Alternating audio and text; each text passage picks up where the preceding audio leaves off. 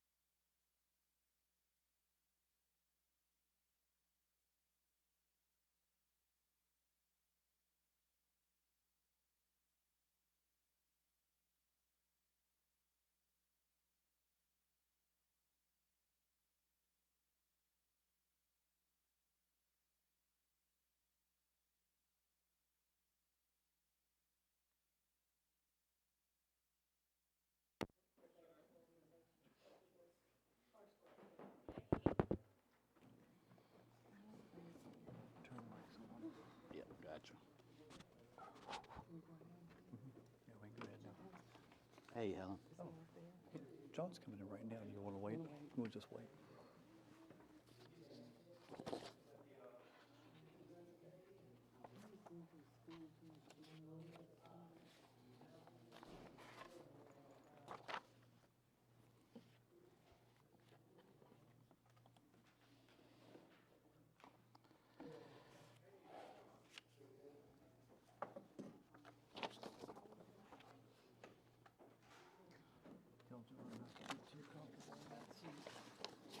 Okay. Because we'll be flying. We're gonna be moving fast.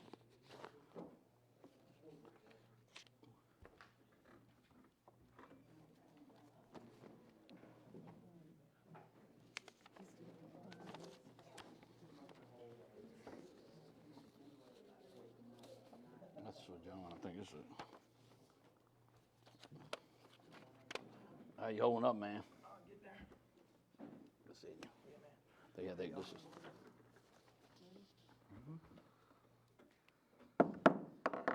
Good evening. This meeting of the Nottoway County Local Redevelopment Authority will now come to order. Are there any amendments to tonight's agenda? No, Madam Chairman. All right, do we have a motion to approve the agenda as presented? So moved. Second? A motion and a second. All in favor? Aye. The agenda is approved as presented. Let's see, in the package, we have minutes from LRA meetings of March 17 and April 21, 2022. Do we have a motion to adopt the minutes as presented? So moved. Second? Motion and a second. All in favor? Aye. Any opposed? Motion passes, and the minutes from the March 17, April 21 LRA meetings are adopted. Is there any unfinished business on tonight's? No, Madam Chairman. Okay. All right, we'll move on to new business. The first item, MCC Restore and More LLC. Who will be speaking to us on this? Mr. Hill? Yeah, this fellow has a cabinet shop, and he had done quite a bit of renovation on the building himself, and the rent at the present time is $300 a month. Recommend renewal at the same rate? Recommend renewal for a year at the same price. Okay. Make a motion, we approve Mr. Hill's recommendation. All right, so it's a motion to approve the addendum to extend the lease for MCC Restore and More as presented. Do we Yes. have a second? Second. Have a motion and a second. Any discussion? All in favor? Aye. Any opposed? Motion as presented passes. Next item, Keith Abbey. Yeah, he's renting one of the old administration buildings. He's been in it for 1 year, and the rent is $450 a month. And I recommend that we renew it for a year at the same price. All right, so we'll need a motion to approve the addendum to extend the lease for Keith Abbey as presented with all other terms of the original lease agreement remaining in effect. So moved. Second? Second. Motion and a second. Any discussion? All in favor? Aye. Aye. Any opposed? The motion as presented passes. All right, now we'll need a motion to enter closed session. Madam Chair, I make a motion to move that the Fort Pickett Redevelopment Authority of Nottoway County, Virginia adjourn into closed meeting pursuant of Code of Virginia 2.2-3711A3. Discussion or consideration of the acquisition of real property for a public purpose or of the disposition of publicly held real property where discussion is in an open meeting would adversely affect the bargaining position or negotiating strategy of the public body, specifically property located within Fort Pickett. Second. Motion and a second. Any discussion? All in favor? Aye. Aye. Any opposed? This meeting will now enter closed session.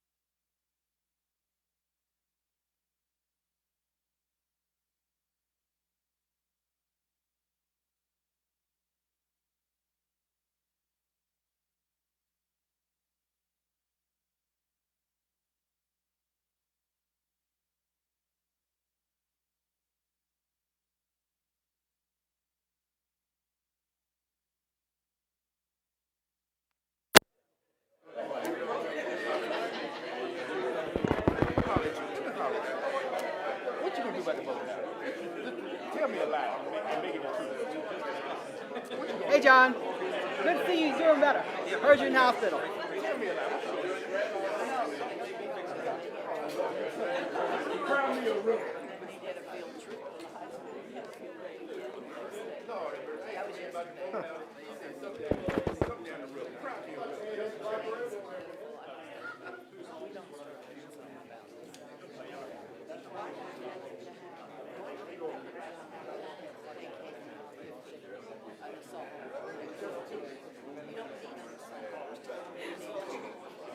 That's okay.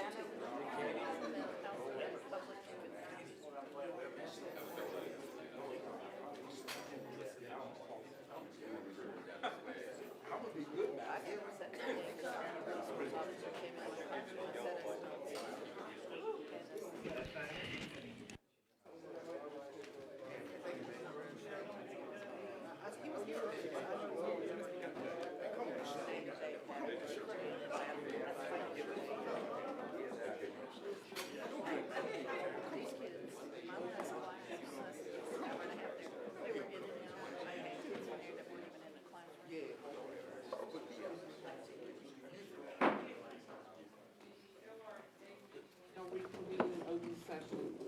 Mr. Bowen, will you make a motion for the certification of closed session?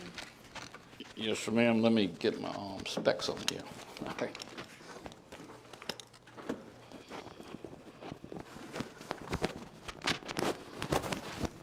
Sorry. Whereas the Nottoway County Local Redevelopment Authority has convened an executive meeting on this day pursuant to an affirmative recorded vote in accordance with the provisions of the Virginia Freedom of Information Act, and whereas 2.2-3712D of the Code of Virginia requires a certification by this local redevelopment authority that such executive meeting was conducted in conformity with Virginia law. Now, therefore, be it resolved that the Nottoway County Local Redevelopment Authority hereby certify that, to the best of each member's knowledge, only public business matters lawfully exempted from the open meeting requirements of Virginia law were discussed in executive meeting to which this certification resolution applies, and only such public business matters as were identified to the motion convening the executive meeting were heard, discussed, and considered by the local redevelopment authority, and no action was taken in the executive meeting regarding the items discussed. We have a motion for certification. Do we have a second? Second. A motion and a second. Mr. Constant, will you roll call the board? Yes, Madam Chairman. Mr. Rourke, do you so certify? Yes. Mr. Bowen, do you so certify? Yes. Ms. Simmons, do you so certify? Yes. Mr. Vaughn, do you so certify? Yes. Madam Chairman, do you so certify? Yes. 5-0, Madam Chairman. All right. All right, do we have a motion to adjourn? So moved. Second. We have a motion and a second. All in favor? Aye. Aye. This meeting of the Nottoway County Local Redevelopment Authority is adjourned.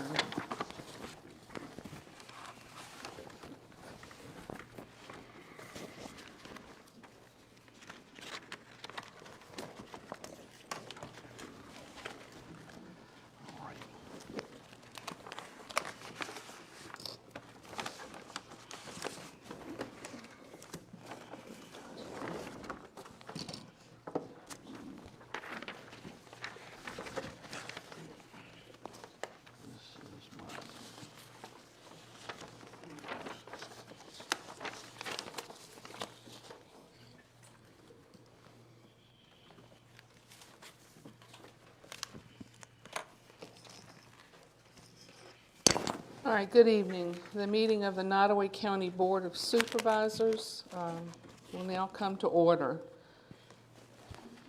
Mr. Hill, leave. No, Mr. Hill, would you? Madam Chair, we do have Mr. Hill hadn't made the reverend yet, but we do have a reverend over here. He was over to the left. Where did he go to? He's hiding behind the sign. All right, come on back up here, preacher. We need you. Hi, Reverend Ho. Would you offer an invocation for us? I would offer more than that, if I may. Yeah. Just a little. I do want to thank those who wore dress jackets tonight, so I don't feel out of place. Thank you all for doing that. And I want to share with you just a passage of scripture and then just mention a few things. writes in this letter to the church of Colossus, to put off these things, anger, wrath, malice, blasphemy, filthy communication out of your mouth. Don't lie to each other, seeing that you put off the old man with his deeds and have put on the new man, which is renewed in the knowledge after the image of him that created him. For there is neither Greek nor Jew, circumcision nor uncircumcision, barbarian, Scythian, bond or free, but Christ is all and in all.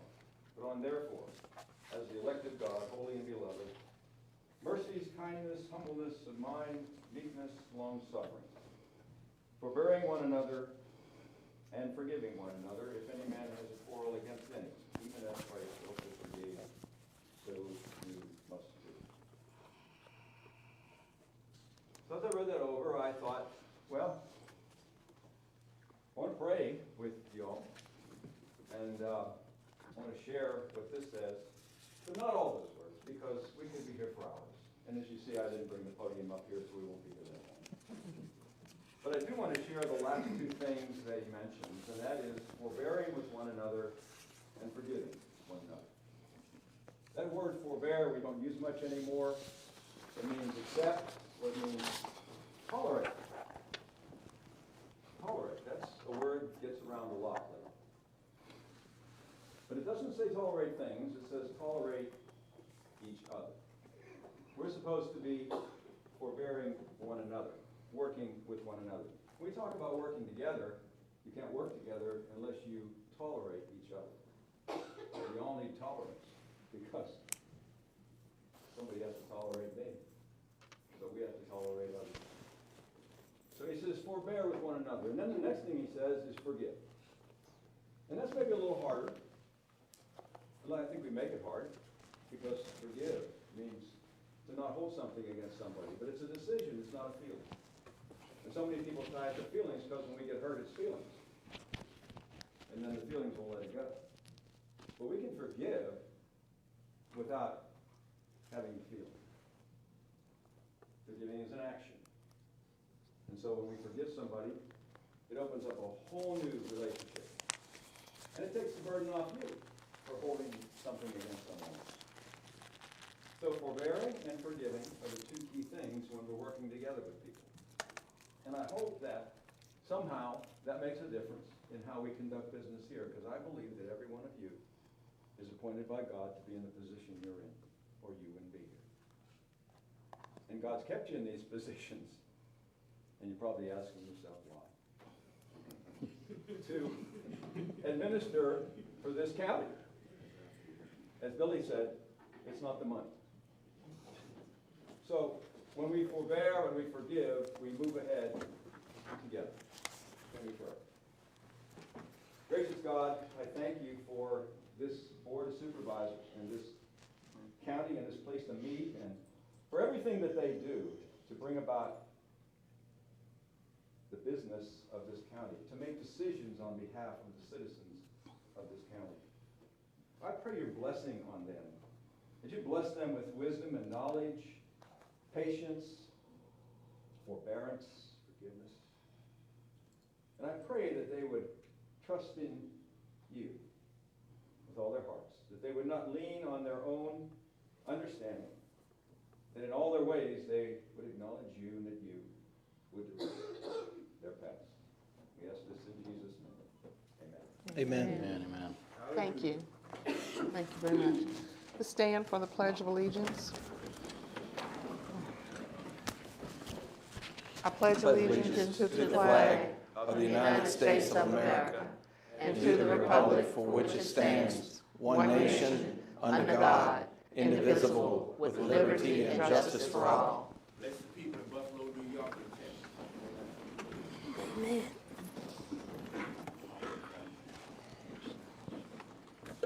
Do we have any amendments to tonight's agenda? Madam Chairman, you do. We need to add an item to the list of closed sessions, and I'm going to ask for the deputy clerk or the legal counsel to give you that language.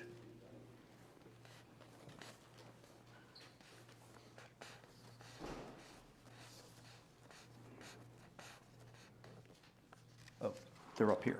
I apologize. Yes. All right.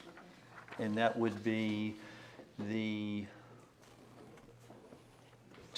adding 2.2-3711A6, discussion or consideration of the investment of public funds where competition or bargaining is involved, where, if made public initially, the financial interest of the governmental unit would be adversely affected, specifically regarding water utility matters.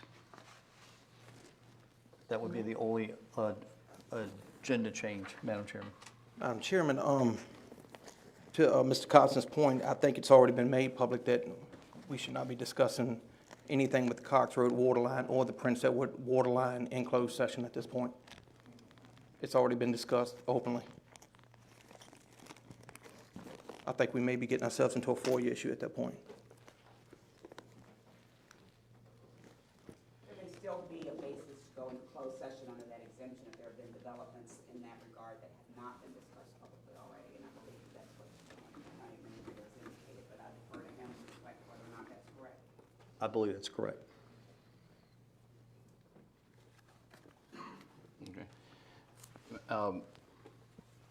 Madam Chair, I would like, it's more of I guess, a point of how to handling things tonight. During the public hearing, I would ask that you request each speaker to say whether they live in Nottoway County or not.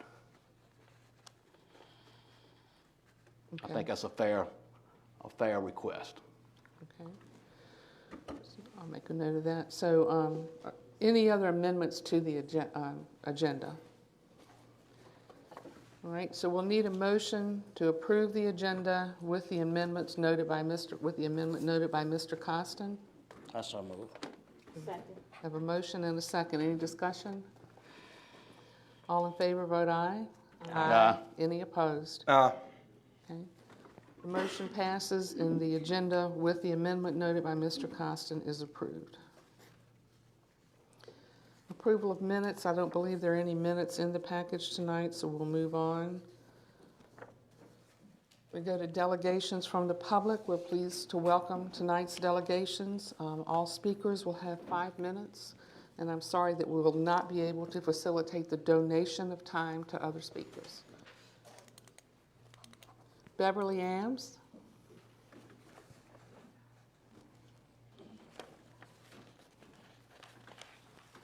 Thank you Good very evening. much. And yes, I am a citizen of Nottoway County. I live in the town of Blackstone. And as a citizen, I've come before you with a request, which I forwarded to Mr. Costin. I'm part of a group of individuals, volunteers, and I have several of my volunteers here with me, Mr. Miller and Dr. Hawks. We are working on the Greenview Cemetery project. It's an African-American cemetery that has been led into disrepair. We started working on it a year ago. We have a major cleanup day scheduled for June the 11th, and we're asking the county to donate 2 dumpsters. One to be identified as only for vegetation and limbs, the other for debris and silk flowers. And I ask the county to waive all fees involved in this, because this is a volunteer group, and whatever funds we're getting are going right back into that cemetery. Mr. Costin and I believe Mr. Vaughn were out there a couple of days ago. Mr. Vaughn, did you go before we started all the work and see what it looked like? Yes. And what do you think we've done with it? You've done a beautiful job, but it's a lot of debris, There's a more lot of, so than trash. the town of Blackstone has been helping us, and Yes. Mr. Van Norbeek was telling me that they're working on that, getting rid of some of the larger pieces right now for us. Mr. Miller did quite a bit of work on that Yeah. as well. We're very proud of the work our group has done. Yes. This is a historic cemetery, and we are working on getting a grant with the Virginia Department of Historic Resources. I went back through, we've identified 972 graves in there so far, and we do know that there are unmarked graves in there as well. The oldest grave, the first grave in there that we can find is 1898, I believe. Wow. Reverend Jerry Greenhill was born in 1826 and died in 1898. That puts us in the original grant offers, and this year they extended it up to 1943, which more than adequately covers what we've got in there. So we look forward to getting some of that grant money to help us with this as well. If you have any questions, I will be glad to answer any of them.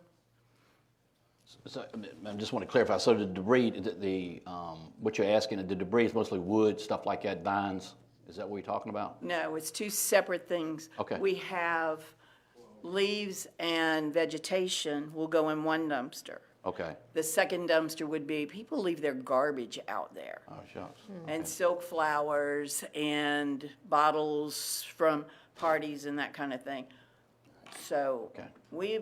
the first weekend we were out there, we filled a dump truck with just silk flowers that had been out there for over 10 years. Wow, okay. Thank you. You're welcome. Thank you. Thank you. Sonny Abbott.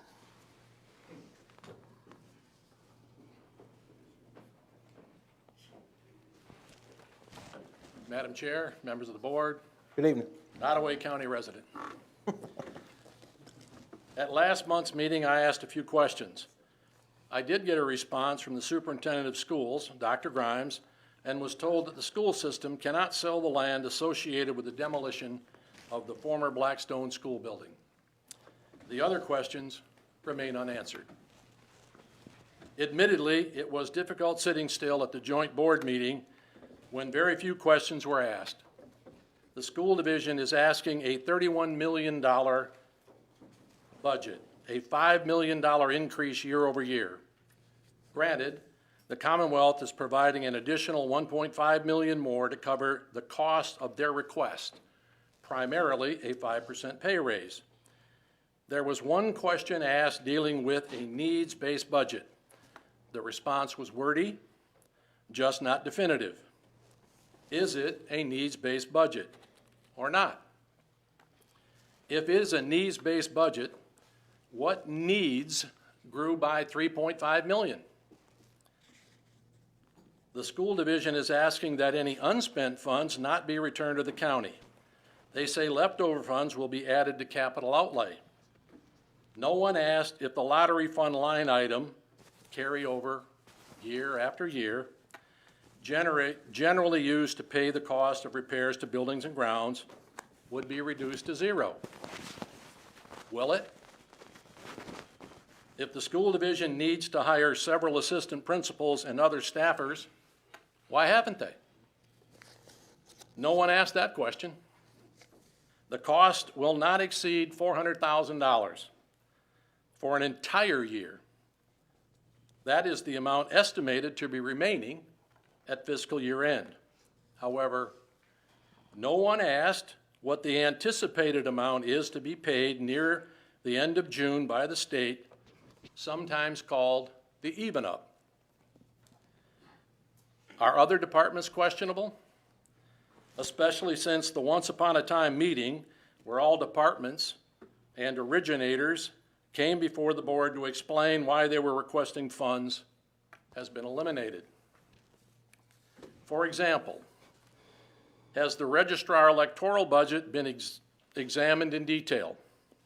I got a copy through a FOIA request. The proposed budget explains an increase of $91,000 of a $326,000 approximate proposal. Does the proposed budget request continued funding of a registrar trainer, as covered with fund movement in the current budget?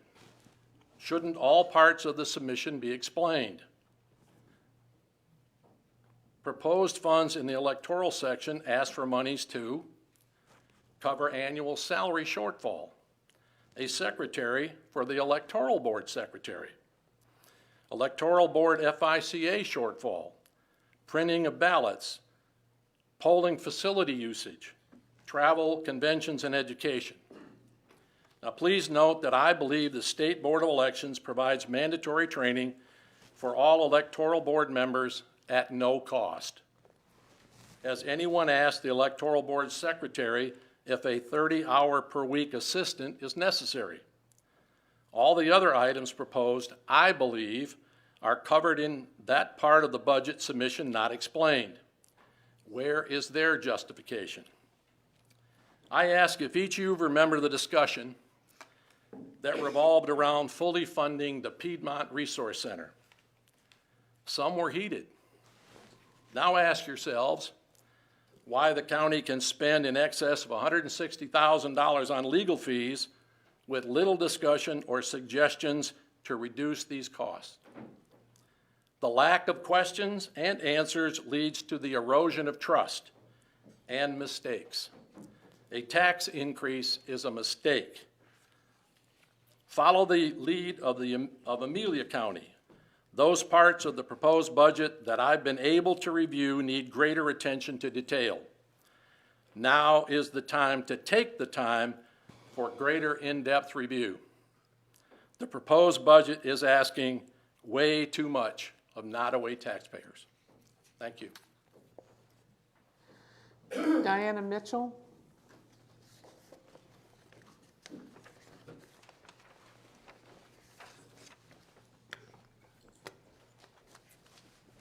Thank you so much for letting me speak. Thank you. I'm asking you to carefully consider the existing budget. Identify the wasteful spending, eliminate what can be eliminated, and consider offering some sort of tax relief or credit to the citizens of Nottoway County through personal property. Although there has been no announced tax increase for the upcoming budget, the county will be receiving additional revenue through taxes collected at the existing rate. My concern is for our community.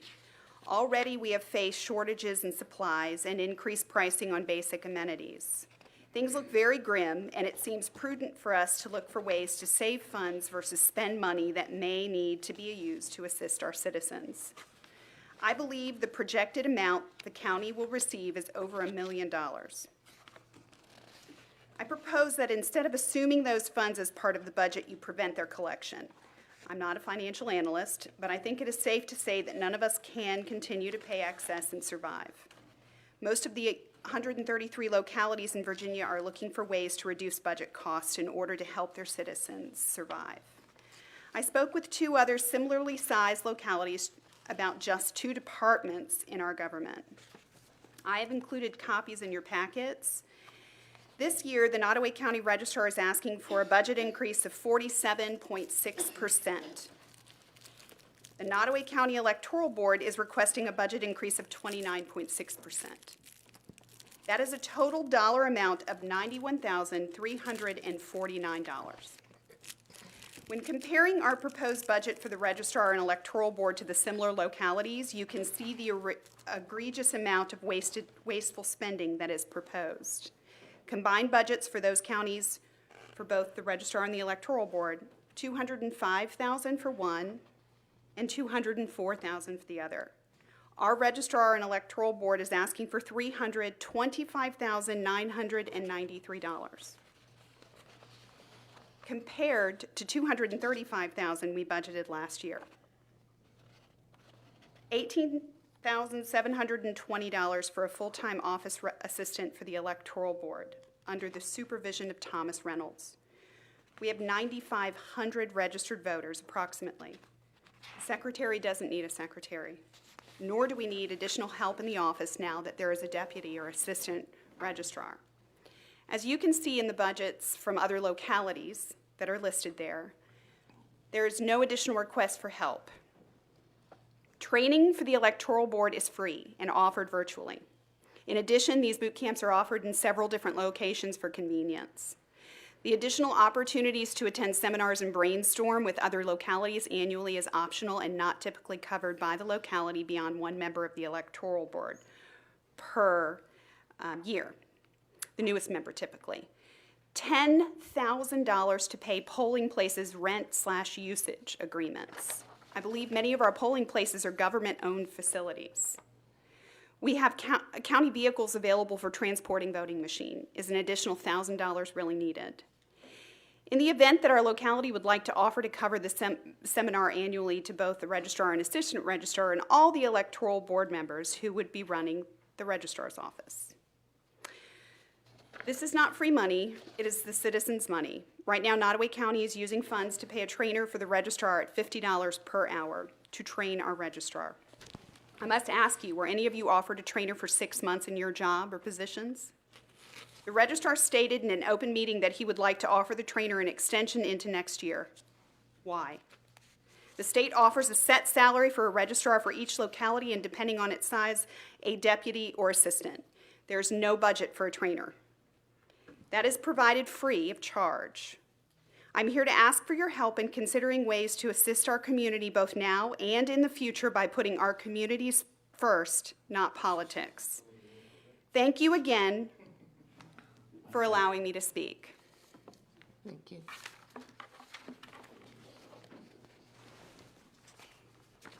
All right, I'm going to move on to public hearings. First item under, Madam Chair, I signed up to speak. did you? There may, don't, I think you're. Oh, you signed up under the public hearing sign-up sheet, but if you meant to sign up under I apologize. that's okay, you can go ahead and come under delegations. Thank you. That was my mistake.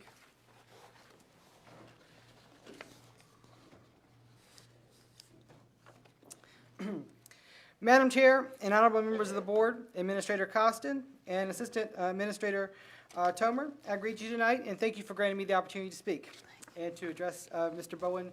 I am from Nottoway County, proudly from District 4. I'm here tonight to express some concerns and make you fully aware of an ongoing situation regarding the Electoral Board. As you've no doubt heard, Secretary Tom Reynolds, along with others, went to the Virginia State Board of Elections to make numerous scandalous accusations. As is proper, the Virginia State Board of Elections, which lacks the ability to investigate themselves, handed these accusations over to the Attorney General's office to investigate. Aside from potential legal fees, this would not normally be an issue that is of relevance to your board. However, it is important that you be made aware of some of the things that have taken place, as it may be relevant to some of the discussions you will have in the future. First, I want to bring your attention to some of the accusations that Secretary Reynolds has made regarding the registrar and the budget, and we've heard some additional accusations tonight as well. One of the accusations was that, quote, budgeted dollars were moved from a line item for equipment purchase to a line item for part-time salaries. This may result in violations of election law in the 2022 elections, close quote. To the best of my knowledge, all budgetary actions taken by Registrar Reynolds has been in conjunction with the Electoral Board and the Nottoway County Administrator's Office. Secretary Reynolds did not offer any evidence that I could find to support his accusations. However, an Electoral Board meeting has been called next week to discuss the budget, and I'm aware that at least one of the individuals who's spoken tonight, who ventured to Richmond with the Secretary, has FOIA'd the budget for the office. To the best of my recollection, the Electoral Board approved the budget they created with the registrar earlier this year, so I'm unsure why they're having another budget meeting. I'm telling both the board and the public this because there's been an open expectation that one or more individuals will attempt to undermine the registrar's budget. You've heard some of them tonight. Your board will be having these discussions soon. I cannot speak too much more on this until the Electoral Board has its meeting next week, but I simply wanted the board and the public to be fully prepared for any number of shenanigans. We've seen some tonight. Second, I would like to make the board and the public aware of Secretary Reynolds' extracurricular activities in Sussex County. I'm providing the board with a copy of the April 20th meeting minutes from Sussex County Electoral Board, and I've highlighted in yellow the remarks that Secretary Reynolds allegedly made. In his public statement to the Sussex County Electoral Board, where it appears that he was speaking in his capacity as Secretary of the Nottoway County Electoral Board, there he made the false claim that the Nottoway County Electoral Board terminated the previous registrar without cause or due process, and that Nottoway County was going to be on the hook for around $200,000. I'm unsure where Secretary Reynolds obtained that knowledge, considering he was not present at the time, nor does he, to the best of my knowledge, actually know what took place. I'm unsure if these statements may be used by the former registrar and her attorney to bolster her case, considering that they came from the mouth of a sitting member of the board. However, I believe that the intentions of Secretary Reynolds is clear. So let me be clear. It is my belief that Secretary Reynolds and others are attempting to get one or more of his counterparts on the Electoral Board removed, and if that fails, find a way to sabotage or undermine this year's elections.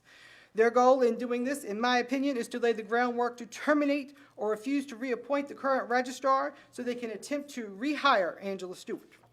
I simply want the public and the board to be fully prepared for the coming storm. I thank you for granting me the opportunity to speak tonight. You can find Secretary Reynolds' comments highlighted in yellow. Thank you. Okay, now we'll move on to public hearings. And first is a special exception Woody outdoor events. Mr. Zodi, will you provide an introduction for us on this? Yes, ma'am. Good evening, Chair. Greg Zodi, Nottoway County.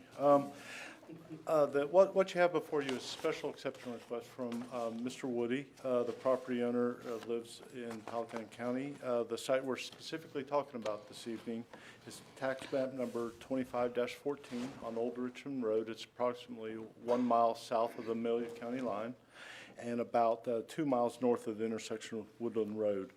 The applicant is seeking a special exception for an outdoor event, specifically a closed-circuit motocross course used for dirt bike purposes as an invitation-only facility for fellow riders, 10 to 20 riders. And I've spoken with Mr. Woody since then, and it's going to be much fewer than that.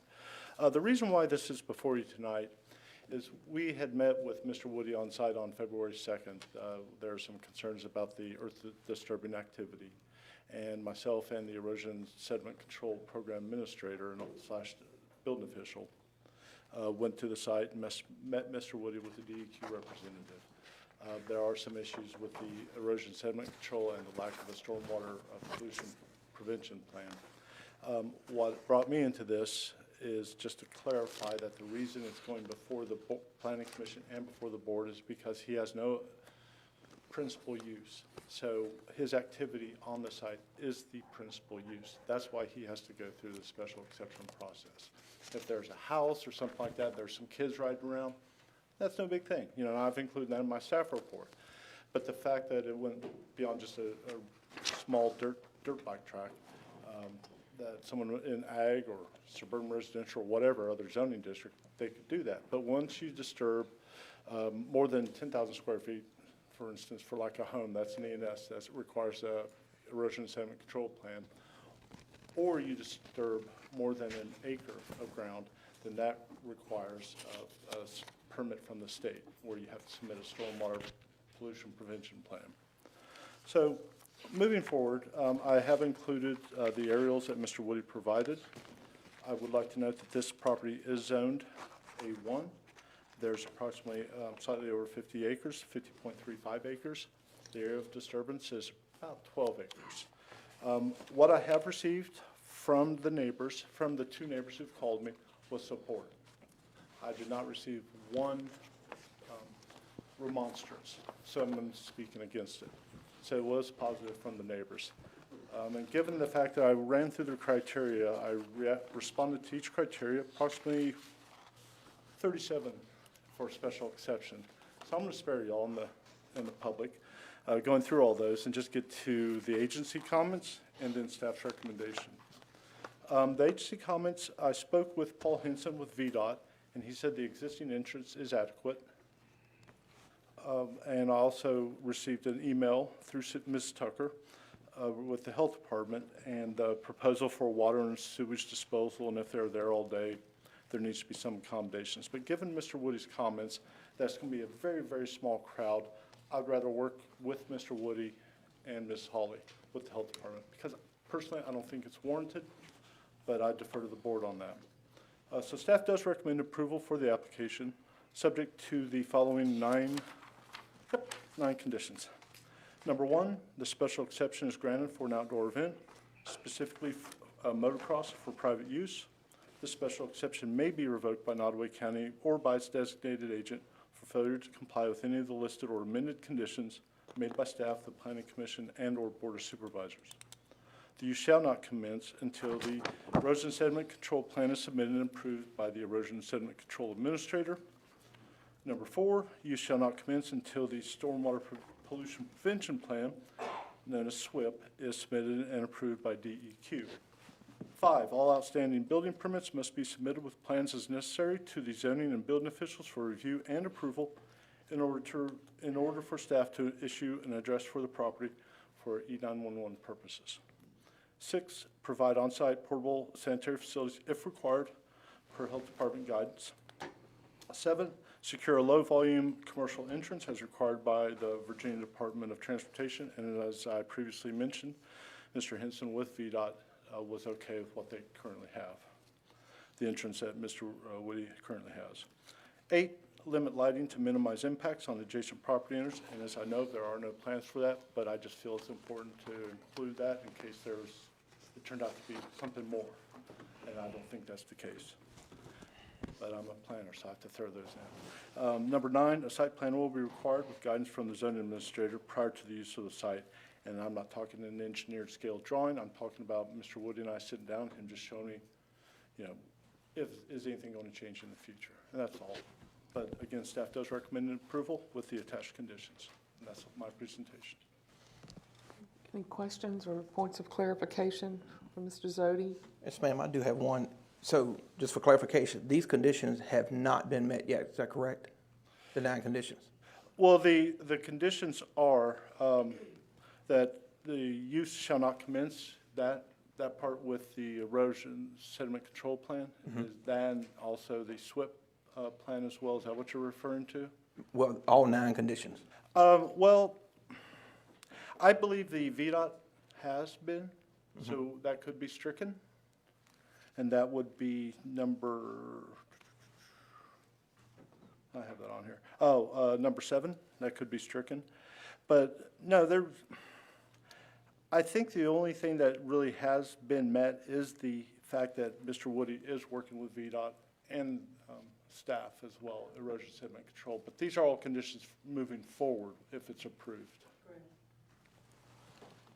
So, He does? Okay, I stand corrected. So, Madam Chair, point of clarification. I think, Mr. Rourke, what we're talking about here is if we approve this, the county, Mr. Zodi, we need to make sure that all these conditions are met, or it won't happen, right? That's correct. Okay. I'm sorry, Mr. Worf, I misunderstood. No, I just want to clarify. They're not there yet, but if they don't meet it, they don't get it. Well, that's what I'm wondering, are It's we putting conditioned. the carriage in front of the horse here by No, approving this? right. No, we can't approve it, I think, by saying with the recommended conditions. Okay. Yeah. And I would make a friendly amendment that we do strike the fact that he has received a building permit, Okay, and also that VDOT has approved this. so down to 7. Yes, sir. So, well, Mr. Zodi, to build on that, in your memo, you noted 37 considerations, along with comments, concerns from Health Department and VDOT. Are all of these considerations, under your recommendation to approve, all of these are going to be incorporated or addressed in the permit application? They are, yes, Okay. ma'am. Steve, what was the planning commission's? I'm sorry, recommend. that was unanimous vote for approval. I'm sorry to interrupt. No, I think you said it, that's fine. Any other questions for Mr. Zodi? No, ma'am. Thank you, Mr. Zodi. Thank you. Sorry for the confusion. No confusion. Do we have a motion to open a public hearing for Michael Woody's special exception request to conduct outdoor events? So moved. Second. All right, we have a motion and a second. Any discussion? Can we speak from the audience or not? I will open the floor in just a moment. Okay, great, thanks. We have a motion and a second. All in favor? Aye. Aye. Any opposed? The motion passes. The public hearing for Woody Outdoor Events is now open. Is there anyone here this evening who wishes to speak in support of Mr. Woody's request?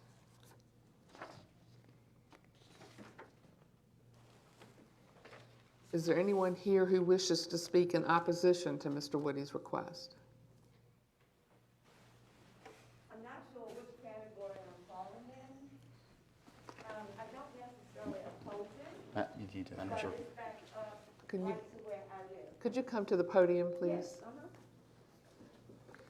And she didn't sign up. No one signed up. No one signed up. Sure, you need to Ma'am, state her name. and I don't believe you signed up. May we have your name and, Yeah, I'll send it off. okay. So good afternoon, Board.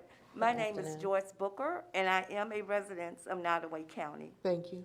And my husband James is here with me, knows more about it than I do, but I will speak if he chooses not to. So it's right up against our property. And not only that, he owns a home that's right next door to our home. And his track is right behind that house. The house is abandoned, it's raggedy, it's an eyesore. It has rodents over there that's coming over to our place. And what I'm trying to understand, and forgive me, I'm not the subject matter expert, why is an exception granted? If an exception is not granted, what happens with him and his track? What happens to him and what? The track. If the board chooses not to grant the special exception, that's the question. If the board. Yes, it is. Then They can't do it. he has to close the operation down.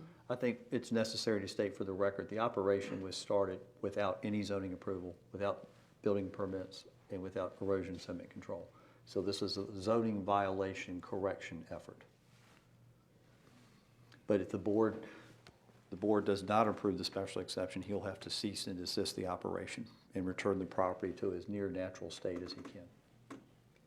So why would this courtesy be granted if he's been operating without the proper documentations? Why would we grant an exception at this point? If the board chose to grant it, it would be because he's willing to come into compliance. Ms. Booker, is your main opposition the condition of the abandoned house? Do the track activities bother you? Do they disturb you? It's not really that loud, but if you're going to have that abandoned house right next door, a huge eyesore with rodents out there, and then you have a track in the back, what would make me think that the track is going to be in proper order when you got a house right beside others that you do nothing with? So yeah, I have grave concern. Madam Chair, may I offer, we get staff to send building inspector out there to inspect that property to see if there's any,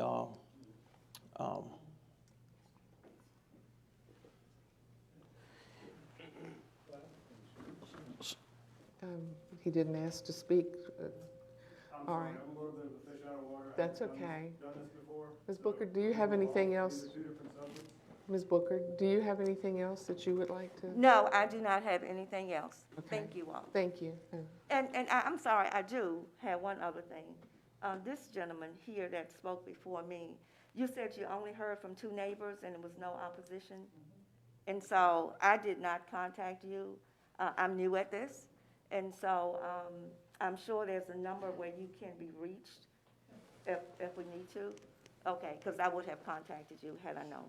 I thought that's why we were meeting tonight. Thank you. Mr. Woody, would you like to speak? Good evening. good evening. So, that was 2 different subjects. I bought 4848 Old Richmond Road, November 2018 on the courthouse steps. It's taken me 2 years to get the trash that was living there out of the house because I wasn't allowed to. And now that I've taken possession of the property, they've stolen a car out of the backyard, they've come in and cut all the wires in the, see, this has nothing to do with what we're here talking about. That property is 2 different things. I'm in the process of restoring that. Mr. Booker, sitting here, we've had great conversations. We've been acquaintances for many years. I'm a little blindsided by the questioning here. The 4848 Old Richmond Road has nothing to do with a dirt bike track on a property. So yes, I am trying to clean it up. I was hoping for about a $40,000 budget, but since the trash that was there, the met heads that are living right around the corner on Friend Road, come in and cut the wires in the panel, from the bottom of the panel to every breaker, now I've got to gut the house.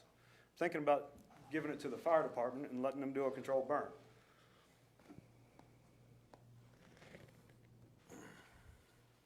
Is there anything else, Mr. Woody, that you would like to say? No, we're just trying to ride dirt bikes at a high level in a place we've been doing it for 20 years with not one complaint.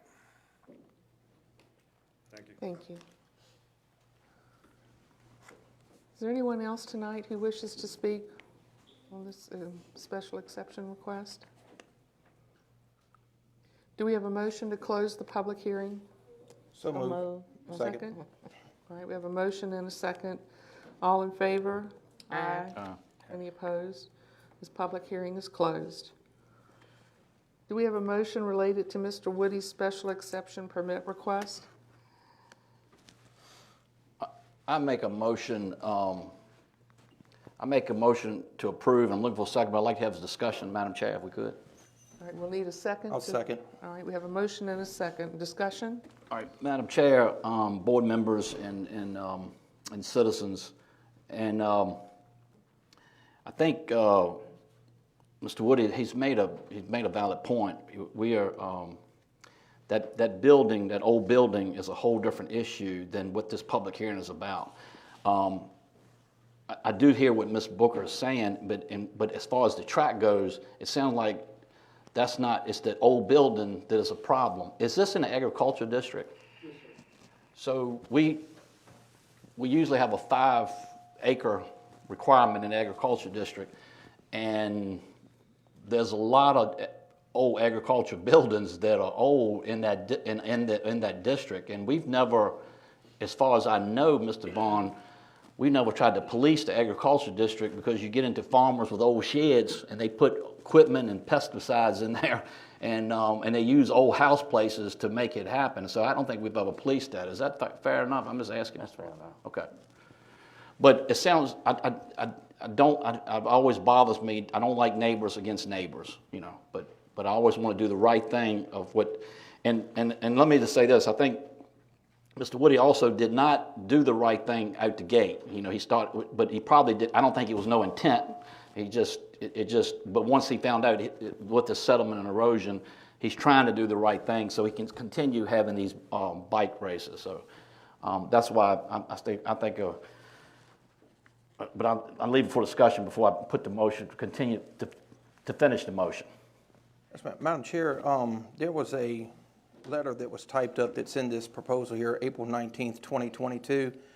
And I agree that this is two separate things, but this letter was put in here and it's specifically addressing that property. So they've kind of made it relevant to this situation. And part of this is Mr. Woody's his signature here. It says, I have been a victim of crime 3 separate times at the property, most recently of a house that I had purchased 2 years ago at a courthouse auction, 4848 Old Richmond Road. No one has been charged with these crimes, and we know who they are: grand larceny, felony vandalism, and breaking and entering. There's a lot of meth traffic in this area, 4848 Old Richmond Road, which I now have possession of, was on my many meth houses. Lieutenant Spencer has all the information. So there is 2 separate items, but yet this letter to Nottoway County Zoning makes this relevant. But again, I don't mind anybody having fun. I'm glad he's taking corrective actions, but I have no objections. I just see this letter here, and it's kind of made it relevant. Madam Chairman. If he cleans up the house, and that's basically what you were talking about, cleaning up the property? Ms. Booker? You were talking about cleaning up the house. Is that your main concern? Yeah, that's one of my main concerns. I don't have a problem with anyone having fun either. But how would you like to have that next door to you? I can understand. Yeah, I can understand. Madam Chair, I'd like to have time to rebuttal. When we advertised this public hearing, did we say anything about an old building needs to be cleaned up, or did we put it as a special, Special exception. No, sir, it was not part of this. That's why I say we I think he's just relating what he did. right. Mr. Bourne, just using your words against you, we're talking about being a good neighbor. I understand that. I said, I'm trying to get Mr. Woody to clean up the property. Then he would not have any any problem. He can get the fireman to burn the house down. So many things he can do. Madam Chair, lawyer. Madam Chair, respectfully, conditions imposed It is. for granting of the exception have to be based on the use that's applied for. Okay, so the houses are separate. That's right. So say it again? The house House separate? is separate. That's right, that's right. So we'll make sure we're on the same sheet. All right, any more discussion? So, Mr. Bowen, what was your motion to approve the special exception? Yes, hold on, Madam Chair. It's in my district. Oh, He's already made the I've already made motion. so you want me to withdraw my motion? I'll make a motion to grant the. All right, Madam Chair, let me withdraw my motion. Would you, Rose, second? I withdraw the second. All right, Mr. Vaughn. I just made the motion. All right, Mr. Vaughn has made a motion to grant the special exception permit. Do we have a second? Second. All right, motion and a second. Madam Chair, to amend that, Madam, I request to amend that to include the 7 staff conditions, the recommended staff conditions. All right, so we have the motion and the second with Mr. Bowen's amendments. Would you amend that, Mr. Vaughn? Yeah, I can live with that. Okay. My second stands. All right, any further discussion? All in favor, vote aye. Aye. Any opposed, nay? Good luck, All Mr. right. Woody. Special exception permit as set forth by Mr. Zodi passes.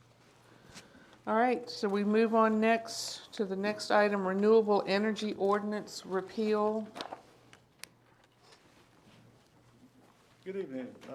Greg Zodi, I'm still in Nottoway County. What we have before y'all tonight is a repeal of Article 4, Supplemental Regulations, Division 19, Renewable Energy. Just to give you a synopsis, the quick synopsis is staff was directed to repeal zoning ordinance language which permits renewable energy, which includes solar and wind. This action necessitates repealing Article 4, Supplemental Regulations, Division 19, Renewable Energy, Sections 4.19.1 through 4.19.6, and removing all references to renewable energy in the zoning ordinance.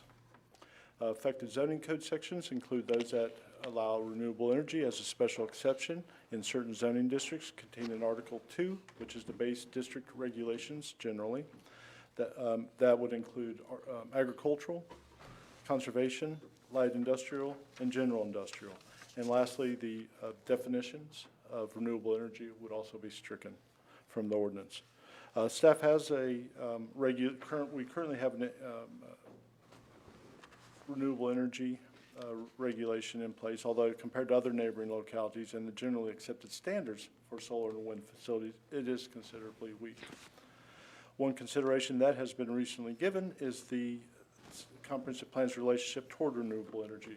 It is staff's contention that the Planning Commission and Board should repeal the existing ordinance, defer action on the pending amendment, and take up developing language regarding renewable energy as part of the future land use discussion with regards to the current comprehensive plan update. It is staff's opinion that if the renewable energy is not addressed in the comprehensive plan, whether encouraging the use of renewable energy facilities or discouraging or /banning, the county is placed in a more defensive position for failure to address such a use without it being addressed in the plan should litigation arise.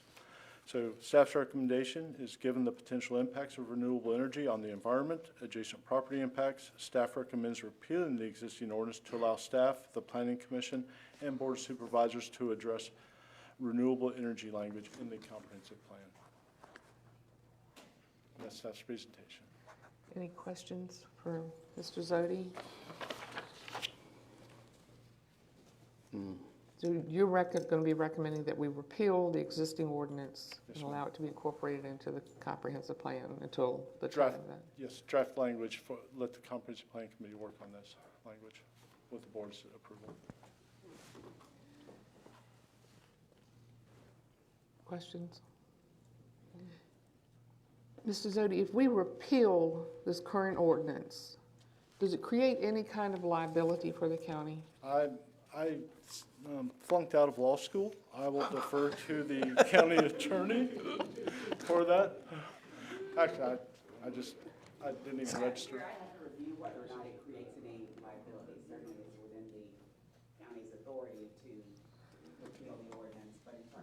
implications of any liability creating nature, I'd be glad to take a look at it and report back.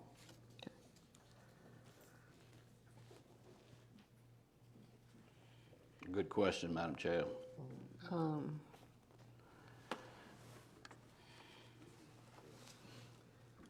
right, no other questions? No, ma'am. No, I think just a point of clarification. So the reason why I asked people to tell what county they're from, because I got a feeling Zodi's going to do it again. Citizens who stay at home, you know, they don't know whether they want to watch Jeopardy or Wheel of Fortune of Us. But the ones that are at home, they want to know who that person is speaking and where they're from. They can hear it, but they don't know. So that's why I asked that. So that was in the interest of the citizens who cannot make it to this meeting. So anyway, thank you. Okay. All right, so we'll need a motion to open a public hearing related to repeal of the renewable energy ordinance. So move. I need a second. Second? I made the motion. This is for the public hearing. We need a second. Second. Got the second. Any discussion? All right, we have a motion and a second. All in favor, vote aye. Aye. The motion passes, and the public hearing related to the repeal of the renewable energy ordinance is now open. Is there anyone who signed up to speak that is here this evening to speak in support of the renewable energy ordinance repeal as presented?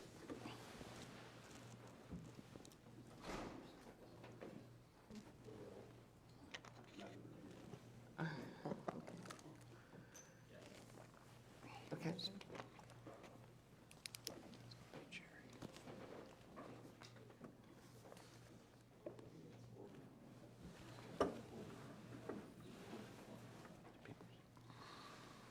So I appreciate the opportunity to talk again. Thank you for letting me come and speak. I think you've heard me speak a few times on this. For the record, please, your name. Yes, I'm sorry. My name is Jerry Spence. I'm not yet a resident of Nottoway County. I do support the repeal of the solar ordinance. I think it's time, really, that the county, puts the horse back before the cart, update the comprehensive plan, and then address the zoning ordinances. It's a good opportunity to solicit input from your citizens who've kind of let you down sometimes in the past, I think, and not being more vocal. But there's been a lot going on in the county, too. So it's kind of hard for them to keep up with all the things that are going on in the county. I have a couple quick points to make. First of all, I mean, the state has admitted they have not applied environmental laws equitably to solar as they have other industries. They've come out and said it. DEQ has done that on the record. And really, there's not a good understanding of how much stormwater results from panel installation. So those two things are factual. The state admits that. The state agency that is in charge of reviewing environmental applications or solar applications in regards to the environment. And something that's always bothered me a little bit is there's no one's ever questioned me when I say that there is some reduction potentially in use and enjoyment of neighboring properties by having a large fenced industrial site next door, which isn't common in Nottoway County currently. There's not many commercial, industrial sites in the county of that size in the rural area. So no one's been able to answer the question, and there's no mechanism currently in any of this discussion about how you compensate a neighboring landowner's reduction in use and enjoyment. I haven't heard it from Land and Liberty. I haven't heard it from anybody. How do you compensate a person for their enjoyment and use of their property neighboring one of these sites? Jumped 2 quail on the farm today when I stopped by. Earlier in the week, there was a black bear crossing. These animals need large contiguous habitats. Talked to biologists, talked to natural resources managers. They've all said the same thing. The reason you have it is because there's large areas of contiguous habitat that is suitable. So lots of folks on my property, I enjoy seeing the animals there as well. I really enjoy those folks being able to enjoy it. And last thing, first meeting I talked about these environmentally sensitive areas that state has documented. This is publicly available information. It's available to the solar companies, and why in Nottoway County, in Lunenburg County, and in Charlotte County, they're picking spots that are notable for their ecological value. It goes against reason. saving the environment by killing it makes no sense to me. So that's all I have to say. I appreciate your time again, and we'll keep you in my prayers. Take care. Thank you. Thank you. Thank you. Ms. Wooten? Thank you for the opportunity to speak. This is a lot harder than speaking to 400 middle schoolers. It really is. I support repealing the solar ordinance. Repealing the ordinance is going to give Nottoway County, I think, the opportunity to complete a comprehensive plan. And in doing so, maybe they could review the DEQ and the House Bill 206 to see what their guidelines are that we can help follow, instead of doing it and then having to come back and change. Answer citizens' concerns about the development of the industrial sites in the areas that they're going to be in. And for me, explain why special exemptions are being considered when zoning ordinances are in place to protect the areas of agriculture and conservation and the light and in general industrial areas. Because personally, I think that an industrial solar site needs to be in an industrial area. So, and this is short, and just want to let you know that I was, in support of repealing it. So, thank you. Thank you, Ms. Wooten. See you. See you. All right, anyone else that signed up that is here to speak in support of repealing? All right, I'll assume that everyone else on the sign-up sheet is here to speak in opposition, and I'll call your name as listed. Ernest Green.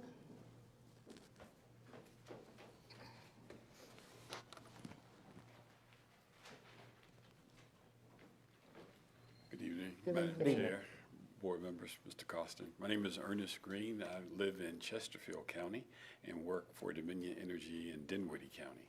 And I'm here to ask your help on two issues. One is help Dominion site solar facilities. We, in our earlier meeting with the Planning Commission, explained how we got here, meaning that the landscape for energy, producing energy has changed over the years, where we're moving away from the fossil fuels and coming up with renewable energy. And so we're heavily involved in the solar process. And also you've heard about our offshore wind project down in Norfolk or Virginia Beach area. Because we have customers, we have a mandate by the SEC to continue producing electricity for all of our customers, but we're removing coal, oil, and in some cases natural gas has been removed, but our customers still want electricity, so we're trying to satisfy that particular goal. And so I'm traveling around Virginia and mostly the south side explaining how we got here and what we need as far as solar is concerned.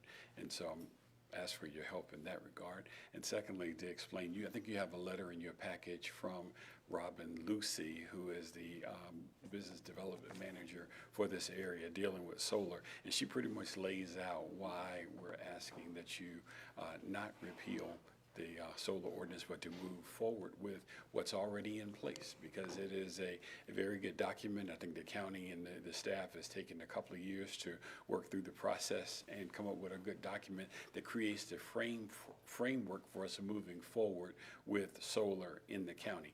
And that being a process where the county gets to review every project case by case and come up with a development. And everything that's in that, your document deals with some of the things that have been talked about in public meetings, meaning erosion and sediment control, a vegetation buffer around so it's not visible from the roadway or other public areas. So you built into your renewable energy solar facilities document all of the things that address this, and it's a framework in moving forward so that we get to that place where you start to review solar projects and you decide where they are and how large they are.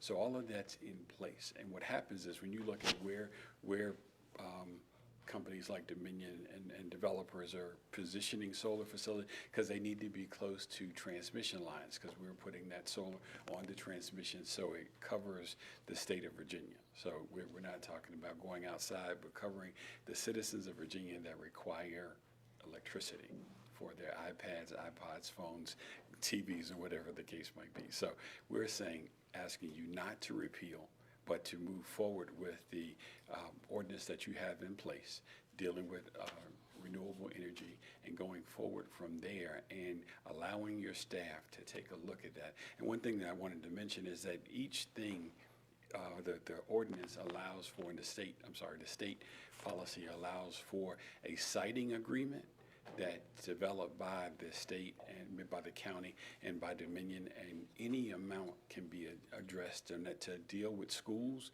to deal with activities within the county, whatever the case might be. And the General Assembly changed the regulation dealing with solar that allows $1,400 per megawatt per year. And this is a 30 or 35-year project that will come to the county.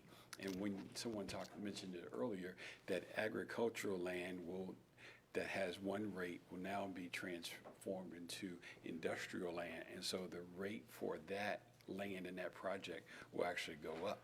So you have siting agreements, you have the change of from agriculture to solar, to industrial, and then you have the change where the county actually gets a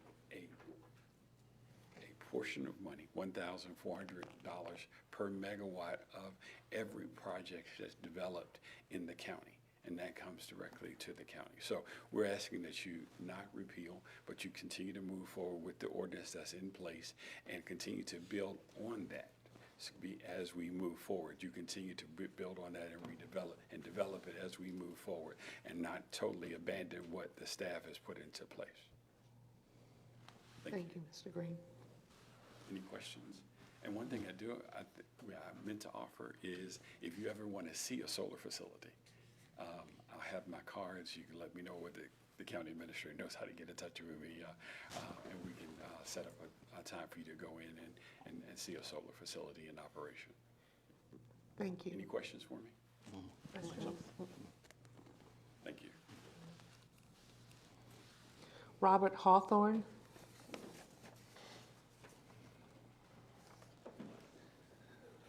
Thank you, Madam Chairman. Usually I'm asking permission to approach because the judge is sitting up there, but I'll ask permission to approach. I have a single-page document. I think there's 8 copies, so the administration, staff, and council can have a copy. My name is Robert Hawthorne. Most of you in this arena know me as an attorney, generally for solar developers, but I represent landowners all over Southside Virginia for and against solar projects, and I have gained some familiarity with this area. But I don't come to you today in that capacity. I am a resident of Lunenburg County, although I now own a house here in Nottoway County in which some of my immediate family resides. I own a building and a law office and a realty company tenant in the town of Blackstone. So I come to you, I guess, somewhat as a taxpayer, but more importantly, I'm coming to you as a farmer. I'm a tobacco farmer. I love the land. I have conservation easements on my farms. I come to you as a landowner. I come to you as a neighbor to another solar project.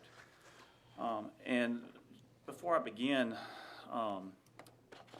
with my argument for why the county should not only repeal but adopt the new prepared ordinance, I want to review how we got here. We knew this day was coming. In 2019, this board put a moratorium on solar, which was probably a good move, so that it could understand and digest what was happening all over Southside Virginia. Since that time, the board has been working on trying to get a better handle on how it will proceed with solar in the future. Ronnie Rourke told me we're working on it. Don Anzavino told me we're working on it. Ted Costin told me we're working on it. And they were spot on. They and you all were working on it.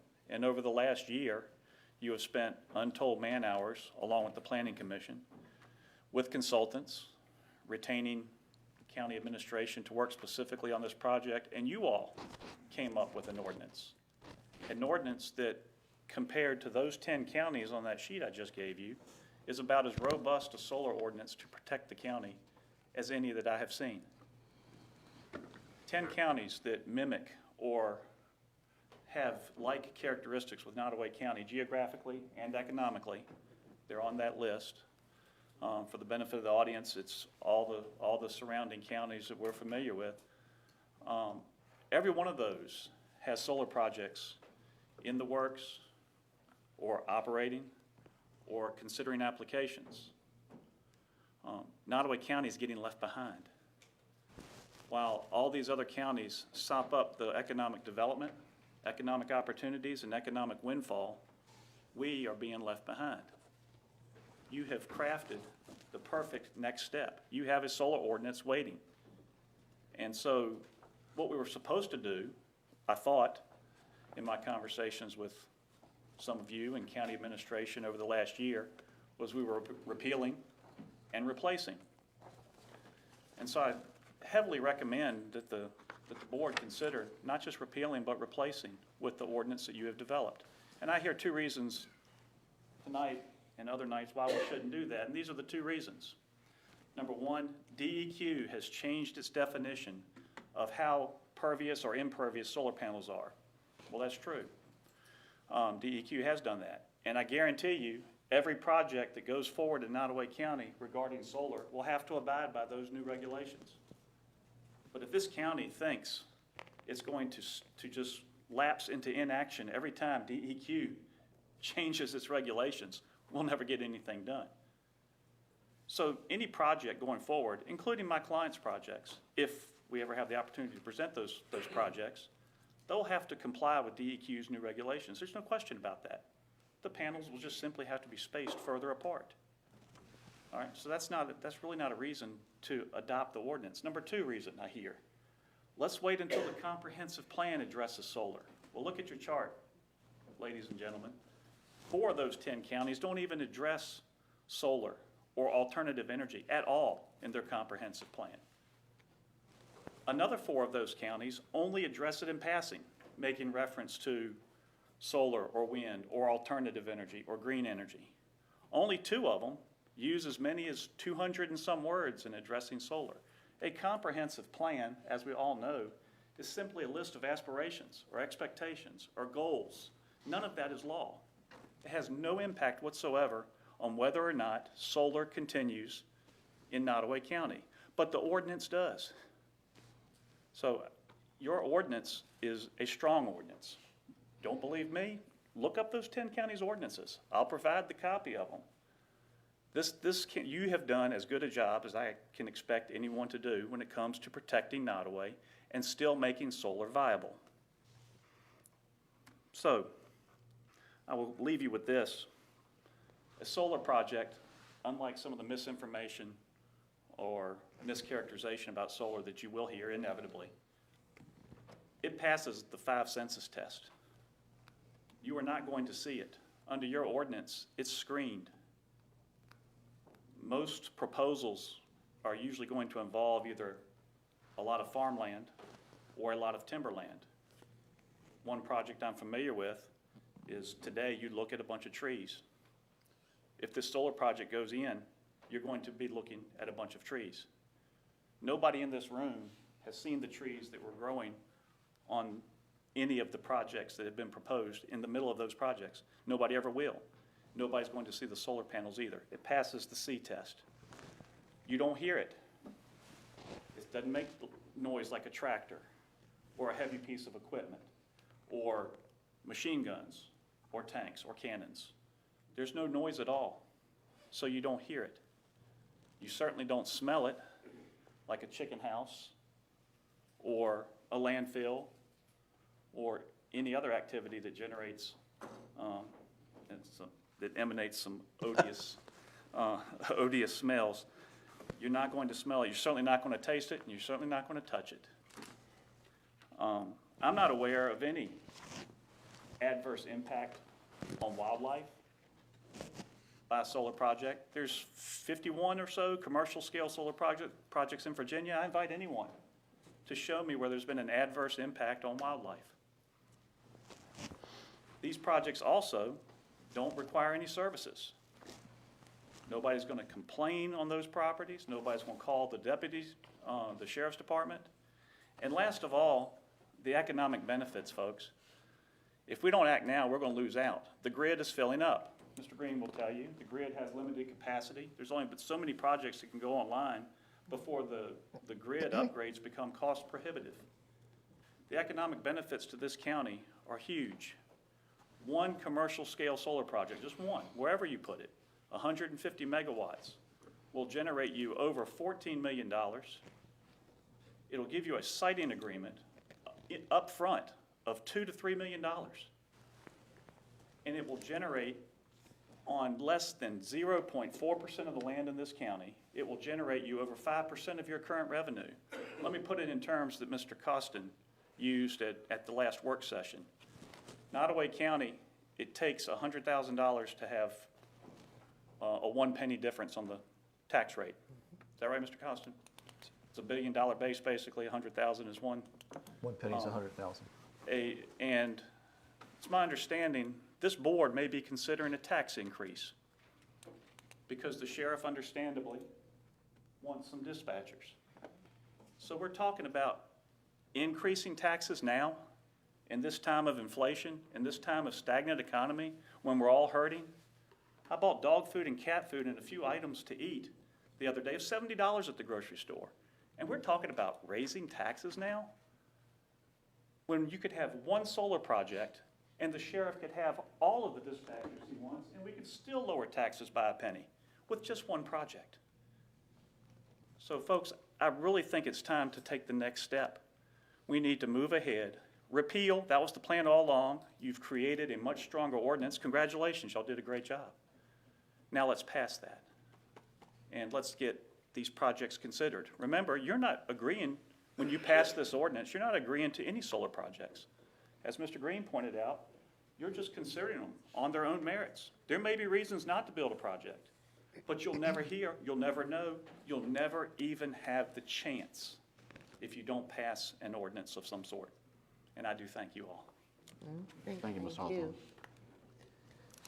Blake Cox.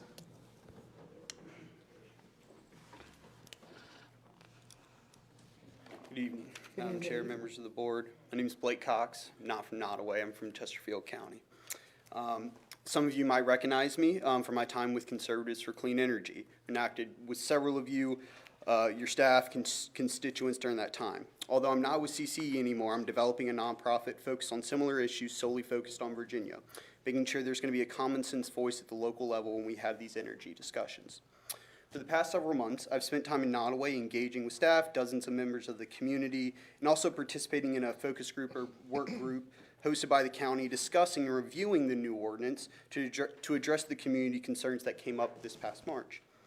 We had a robust discussion at the time, and the whole group seemed to be on board with the conclusions we came to at the end of that work group. Everybody seemed on board with the new ordinance and what we had settled on.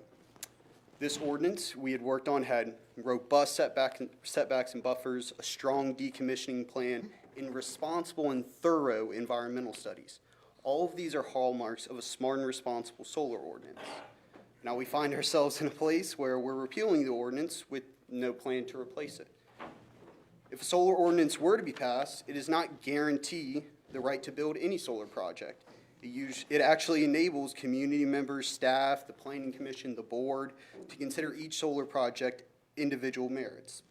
This simply gives a solar project the opportunity to be heard in the planning commission and board to give a project a thumbs up or the thumbs down. No other kind of development will provide the fiscal benefits to schools, services, businesses, and taxpayers without straining public services. More business development and tax revenue coming into the county should be an important factor as the county considers a tax increase on its citizens. We urge you to not only repeal the ordinance, but also replace the ordinance with the one the whole county worked so hard on to form so that landowners may move forward with these projects and the benefits of energy development may be fully realized by the county. Thank you so much. Thank you. Ryan Gunn. Thank you all. My name's Ryan Gunn. I live in Blackstone, right down the street from Mayor Colburn. Oh, God. I'm gonna be real quick. I'm gonna be real quick because he needs to get home and cut his grass. I also own some property out in the county in a couple different areas. I'm here tonight to voice my concern for the solar issue. We've seen in the news recently several residents who have voiced their opposition to these farms. The concern I have as a taxpayer is that there seems to be an ample amount of misinformation circulating regarding this issue. I've read complaints about the environmental concerns associated with these projects. I would offer that anyone who feels that these projects will in any way negatively affect the environment should look at the farming or logging industry here locally. Farming and logging operations are not held to the same stringent requirements, engineering, or erosion control standards that solar farm projects or any other commercial projects are held to. I've read several people don't want this in the county, which is entirely their right as taxpayers. Unfortunately, we've seen little support from taxpayers for these projects. The reason we haven't is because you have not explained to our taxpayers how these revenues from these projects could offset planned increases. Lots of taxpayers would like to see these figures before any potential increase. The biggest concern that I have is that we do not have a plan in place for these projects like other surrounding counties do. Just because we have an ordinance in place does not mean these projects are approved by right. They would only be approved through special exception, which means you guys could turn down any project submitted, okay? I asked the board to consider other potential projects currently coming to Nottoway County that would produce the revenue that these projects produce. I'm fairly certain you won't find much that will come close as a comparison. To be honest, industry is not currently knocking our door down here in Nottoway County. In closing, I feel with some easily acquired facts and numbers, I think what you'll find is that these projects are extremely safe, environmentally friendly, and incredible revenue producers. If you disagree, then at least give these companies a chance to prove you wrong. Thank you. Thank you. Thank you. Dennis Hawks. Good evening, Madam Chair, Board Supervisors. My name is Dennis Hawks. I'm a resident of Nottoway County. I yield my time back to the floor. Thanks. Thank you. Dennis Tatum. I'm a resident of Nottoway County, Virginia. Now, I think it's a good thing for Nottoway to take advantage of tax money, help our schools and police departments and everything that needs money to keep our county safe. Thank you. All right. That's everyone that signed up to speak.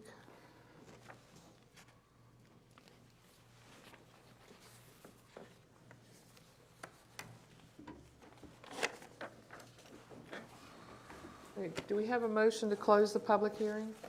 So moved. Second. A motion and a second.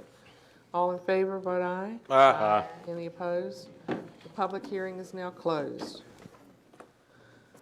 All right, so what we're looking for is a motion relating to the repeal of the renewable energy ordinance. And Mr. Costin, just to clarify, this is related to the appeal of the current ordinances in place. Yes, ma'am. If I can for a Yes. second. Probably everybody needs a scorecard. Okay. I heard the reference made, what's in place. What's in place is in the zoning ordinance right now, which Mr. Zodi described as given any kind of criteria, regardless of what side of this issue you're on, it's a very, very weak ordinance of what's on the books right now in the zoning ordinance. So I'm going to call that version 1. Version 2 is what Mr. Anzavino started working on when he came on board and saw through past the transition period. That is a repeal and replace version. And that's the version that Mr. Spence, Mr. Cox, I, Mr. Zoni, others kind of had a work group on after the board's first hearing on the matter and asked for some issues to be addressed, and that was done. That was before you back in March. So that's why I'll call version 2. Version 3 would be a complete and total repeal of version 1 with nothing else taking its place. So effectively, a prohibition on solar and by extension, wind. What you have before you this evening, as a result of this public hearing that was just concluded, is the decision whether or not to repeal or keep on the books what you have on the books. And if I may, I'm going to skip ahead in the agenda just for reference purposes. Item I-2 is the repeal and replace version.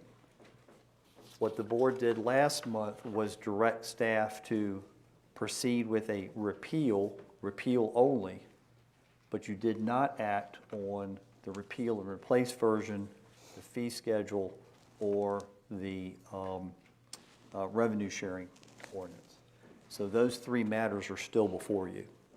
But what you've just completed was the repeal only issue that would eradicate what's in the zoning ordinance right now.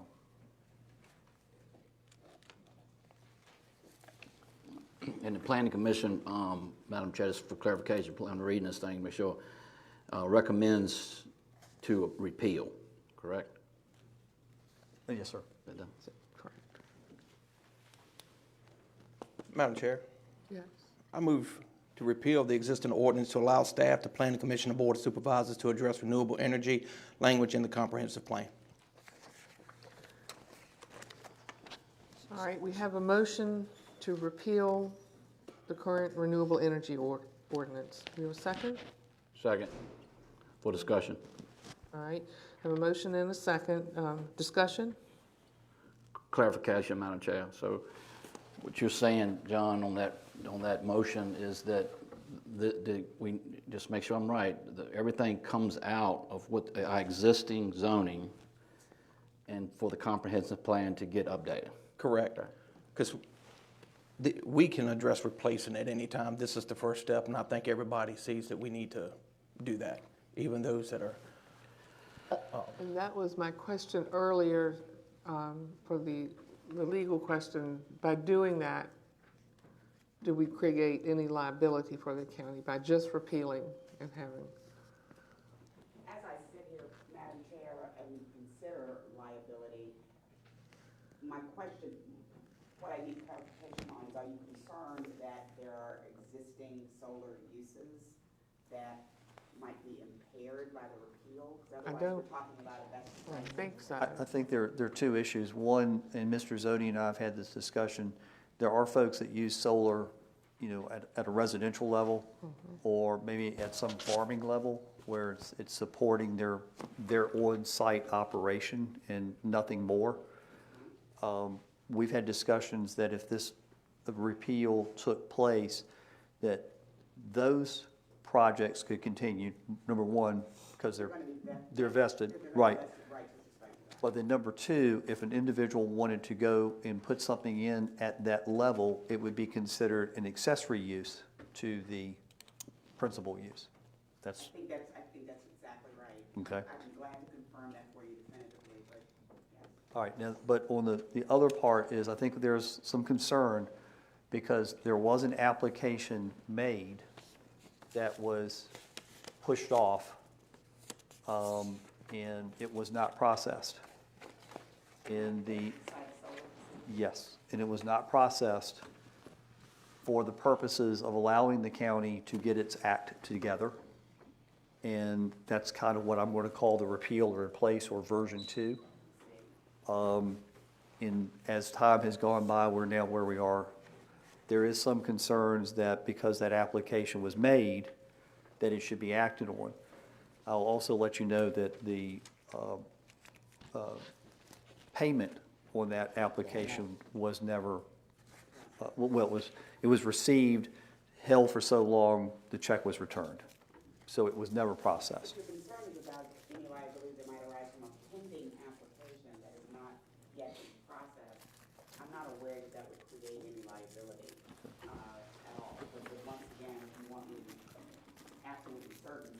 I'm glad to research that. But if that's, if you can always defer action on this item this evening, if that is something you want me to find out definitively before you take action. Otherwise, Oh, Madam Chair, my thoughts are we need to repeal and replace with the ordinance that we already worked on to this point. It's going to be individual projects, and they're going to be looked at differently. And I can't see myself telling someone that they can't do something with their land. They purchased that land.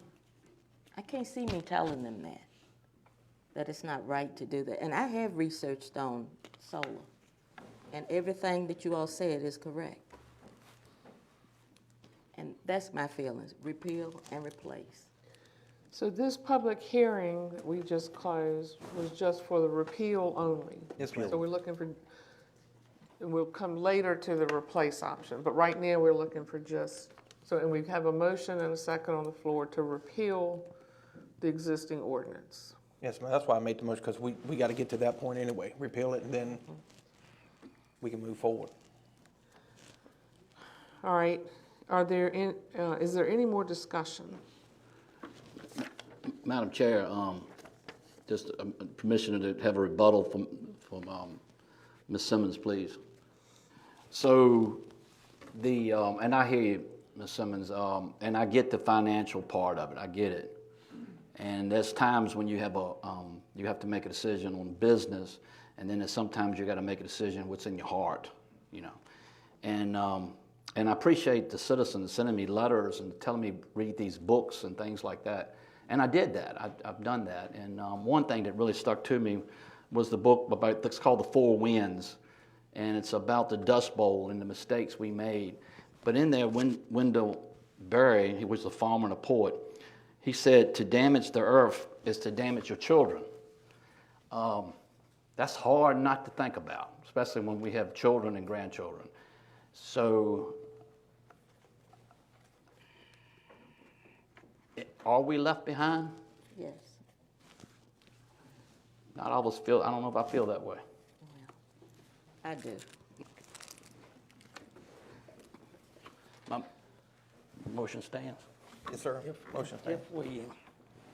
If we repeal, how soon can we replace? It could come up for a vote here tonight in a few more minutes. If I may, Madam Chairman? Sure. If I may. Yes, you do still have under unfinished business, I-2, what I referred to earlier as the repeal and replace version, you know, in the scheme of things, the second version. But then I noted, Mr. Rourke, you tied your motion to the comprehensive plan, which I believe was a concern for Mr. Bowen. That's right. All right, my recommendation is you defer on everything relative to the zoning ordinance. And then the board can make a decision and direct staff either to address solar in the ongoing comprehensive plan review, or, and that is a comprehensive plan update on the comprehensive plan dated 2006. And you just think about how much the world has changed since 2006, but that's the comprehensive plan update that staff and the CRC folks are with the Planning Commission, we're working on now. So that process may take several months.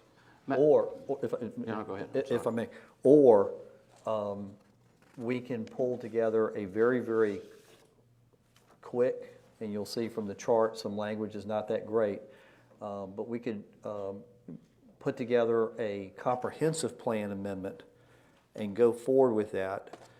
And just so everybody knows what that process is, the process for a comprehensive plan amendment is just like a rezoning or a zoning amendment. It would have to go to the Planning Commission for a public hearing, and it would have to come to the Board of Supervisors for a public hearing. So there'd be an opportunity for more input with the comprehensive plan. In summation, My recommendations defer on all the zoning matters and proceed immediately to a solar-focused amendment to the comprehensive plan. I'd be happy to take any questions. Madam Chair, I believe my motion does exactly what he says, just goes ahead and repeals the thing. Just goes ahead and repeals the current ordinance on the books, so my motion will stand. All right. Madam Chair, to go ahead with further discussion with Mr. Costner just offered, and then what Mr. Hawthorne offered. So if you look at the sheet that Mr. Hawthorne had given us, Mecklenburg County. So Mecklenburg County is the county, we had a work session, I remind the board, not you two, but us three, you know. That was the one who talked to us about the comprehensive plan. So they put 658 words, the most that any other county has done, and they put it in the comprehensive plan. So it's not saying no to solar, but they have 3 solar farms there, it looks like, 3 solar projects. What you're saying, Mr. Costin, is, what I'm hearing you say is, you're saying, like, defer, you're saying, let's not vote on anything tonight. Is that what I'm hearing? Not vote on anything tonight, but take the comprehensive plan that we have now and amend it quickly. That would be my recommendation. Yes, sir. Was that brought up to the planning commission? What is the advantage to having the comprehensive plan address this before we repeal I'm just trying to understand. To Mr. Bowen's question, yes, it was. It was addressed. It was something that we spoke of at the planning commission meeting. And Madam Chairman, the advantage is it seems to clear up the concern about the comprehensive plan for everyone. I've said before, and I used this phrase before, sometimes the horse does push the cart. And the comprehensive plan comes after a zoning amendment. I've spoken to the board about my prior experience in Matthews, where we had this exact issue at one point, where the comprehensive plan was being amended while a zoning ordinance, in that case, a rezoning was taking place. And it was held to be valid by the Supreme Court of Virginia. So you don't always have your comprehensive plan exactly set up the way you want it when you have to deal with a zoning issue. But if that is the concern for the board, my recommendation would be defer everything on the zoning side of the table and authorize staff to proceed on a solar-focused amendment right now. But you're talking about on the current comprehensive plan. Yes, sir. I wouldn't spend any time on that comprehensive plan. That comprehensive plan is garbage. That's why we're replacing it. I wouldn't want to spend any staff time, legal fees, or anything in our current comprehensive plan. You said that's dated 2006? Right. 2006. Actually, that comprehensive plan doesn't meet the state, the regulations. It doesn't meet it. That's what I said. I believe everybody's in agreement that at some point we got to repeal it. Let's just repeal it. Let's get to the next step. All right, we have a motion and a second on the floor to repeal the existing renewable energy ordinance. Any further discussion on this? All in favor? Vote aye. Aye. Any opposed? Nay? Nay. Okay, Is it 1 nay or 2 nay? 2. It's 3-2. So the motion passes 3-2. The current renewable energy ordinance is repealed.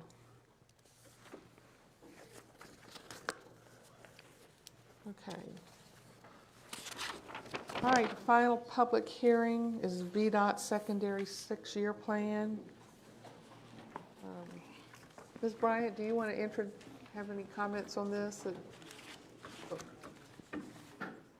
We're going to go into a public hearing on the 6-year plan. Is there any, I know you've addressed this before, anything additional for tonight that you want to add?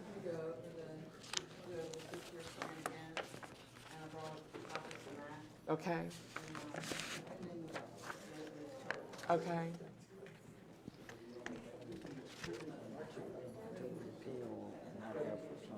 Replace it, stupid. Good evening, Madam Chairman, members of the board, Mr. Costin. Dana. For the sake of time, I'm just going to go through the projects really quickly. As a result of the work session, I'm just going to review the plans that are already in the, the projects that are already in the plan, and then the two additional. The first project is the guardrail installation on Route 723, which is currently going to be ongoing. Route 670, High Point Road. That project will be starting this summer. Route 647, Jennings Ordinary Road. Route 684, Crystal Lake Road. Route 655, the Williamson Road intersection study. Want to let you know that study, the survey is complete. We are still in the process of determining property owners, so that's the only reason that is still in the plan. The Route 655 Rural Rustic on Williamson Road. Route 686 Barnes Lane, which is a Rural Rustic project. And the two projects that were added to your 6-year plan is Route 652 Hawthorne Drive. For the estimate on that project is $67,367. Second project that was added to your plan is Route 685 Piper Lane. That is a Rural Rustic project, and the estimate on that project is $68,853. The final line item that's in your packet is future secondary roads, which has a previous amount of $180,000, which is telefees, which we discussed in the work session, to leave that in that line item until we have a project to put that on. And the map here, it just shows where the projects are located throughout the county if anybody is interested. And there's a copy of that map and the plan in your packets that you have. Any questions for Ms. Bryant? No, ma'am. All right. So do we have a motion to open the public hearing for the VDOT secondary 6-year plan? I so move. We have a motion. Do we have a second? Second. Second. We have a motion and a second. Any discussion? All in favor? Aye. Aye. Aye. Any opposed? Nay. The public hearing is now open.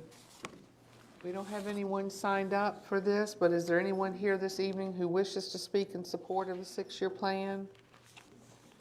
Is there anyone here who wishes to speak in opposition? Do you have a motion to close the public hearing? So move. Second. Motion and a second. All in favor, vote aye. Aye. Any opposed? The motion passes. The public hearing for VDOT secondary 6-year plan is closed. Madam Chair, I make a motion, we approve the 6-year plan that was presented to us tonight by VDOT. Second that motion. We have a motion and a second. Any discussion?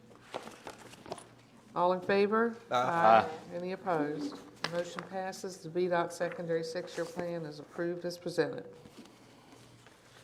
Okay, so now we're moving on along on our agenda to presentations. Mr. Costin? Yes, ma'am. This evening, we have 3 employees to recognize, one of whom I know is present, so if We you have would one like to. present.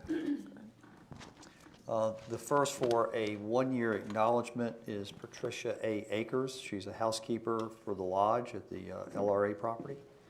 I don't believe Ms. Akers is here. Mr. Davenport was here earlier. He's a maintenance worker. Mr. Davenport will receive a 15-year frame certificate.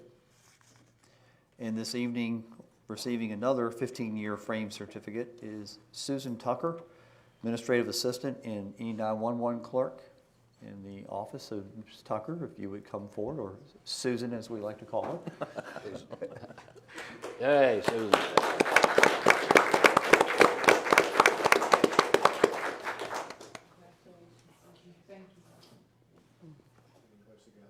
Yeah, you all got to get it. Try, flip it.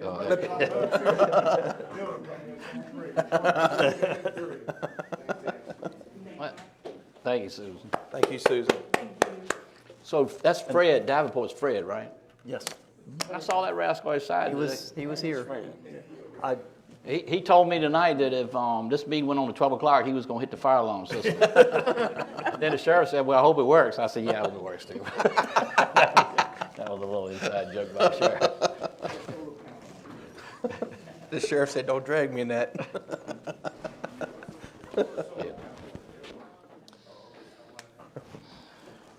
All right, Ms. Foster, we have a presentation on the Regional Economic Development Organization.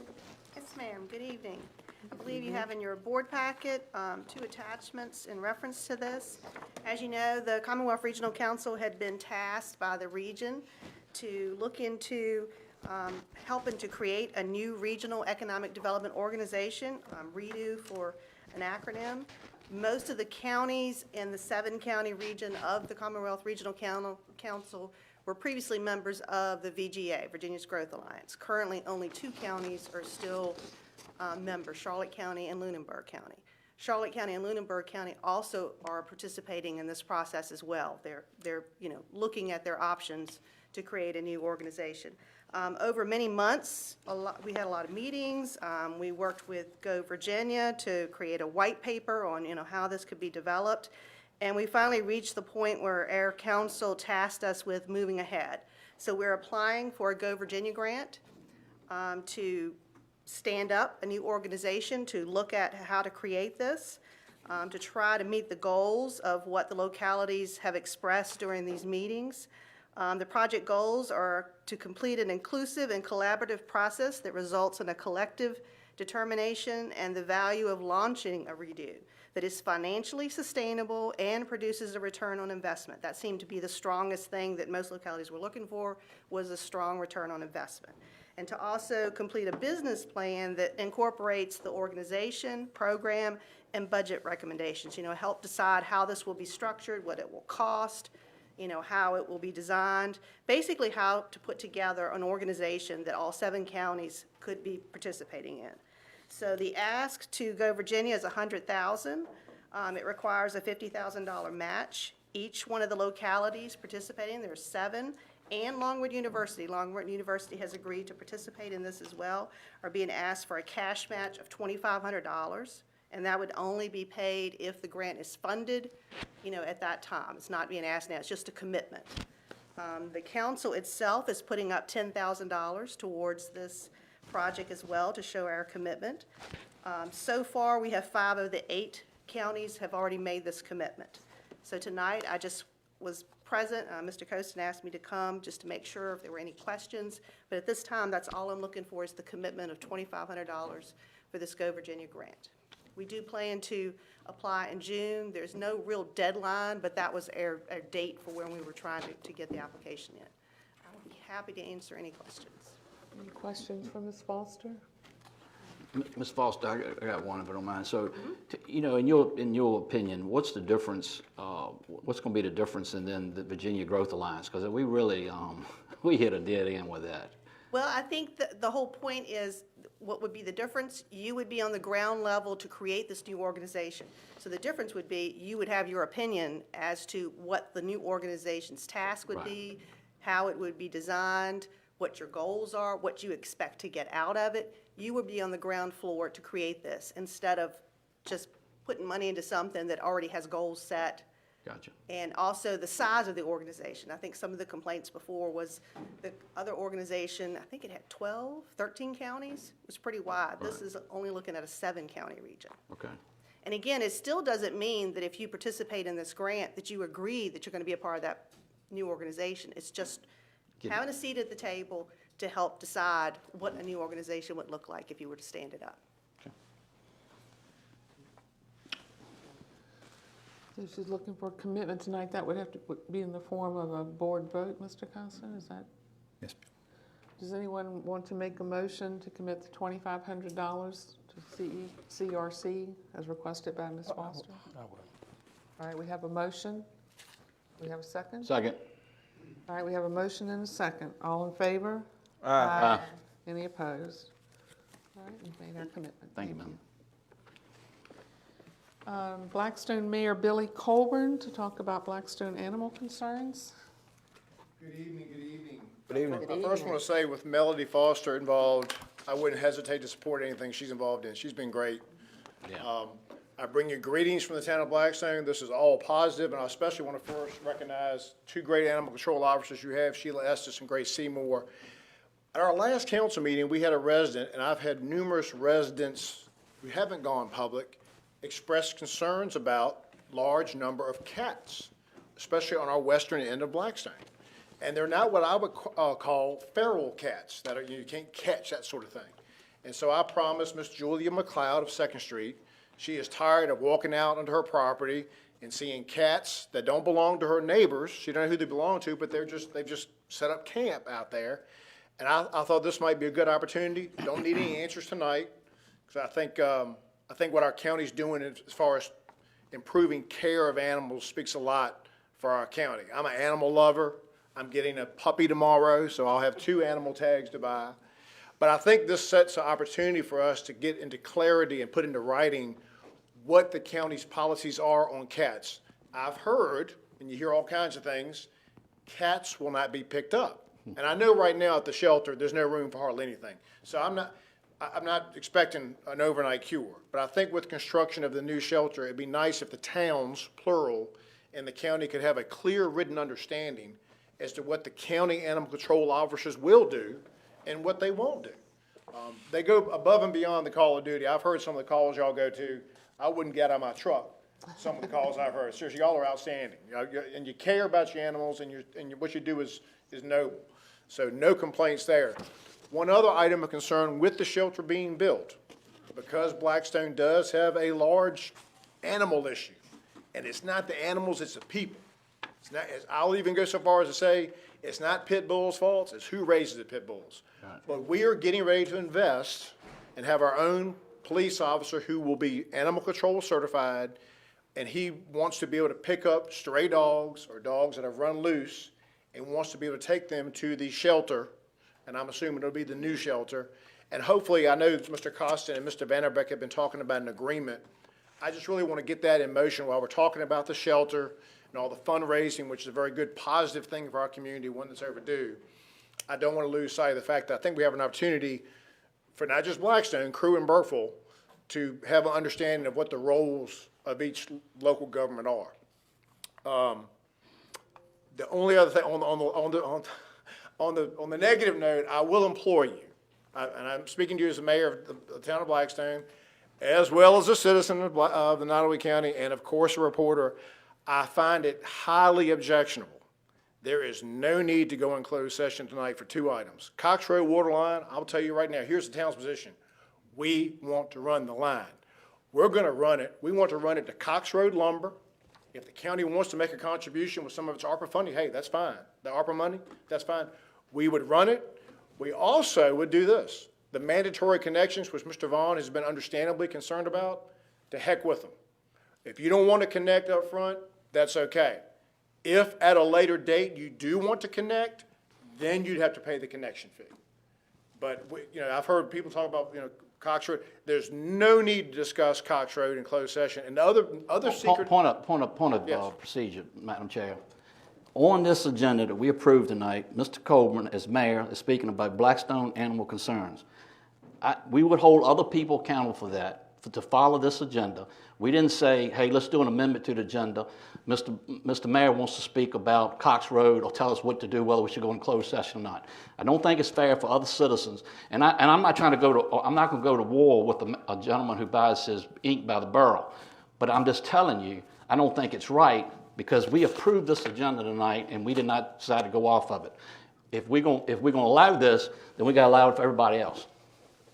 I understand, and I appreciate Mr. Bowen. The only reason I brought it up at this time, I didn't know it was when we brought it up at the start of the meeting. This is the only chance I had to speak on it. And in closing, I'll walk away. The worst kept secret in Nottoway County today is that Prince Edward County wants y'all to sign an agreement to take Crew's water customers from them at $11 a gallon, which is the same quote that Blackstone gave y'all. And again, Mr. Bowen, I appreciate you. I don't buy ink. I bet you. Someone else prints her paper. But that's the only opportunity I had to address what I think your attorney said It may be allowable. That does not give me great comfort. It may be allowable. What you said about Cox Road is what I said at the March meeting. Then we're in agreement. Yes, we're in agreement. Okay, Thank y'all very, all y'all, thank you.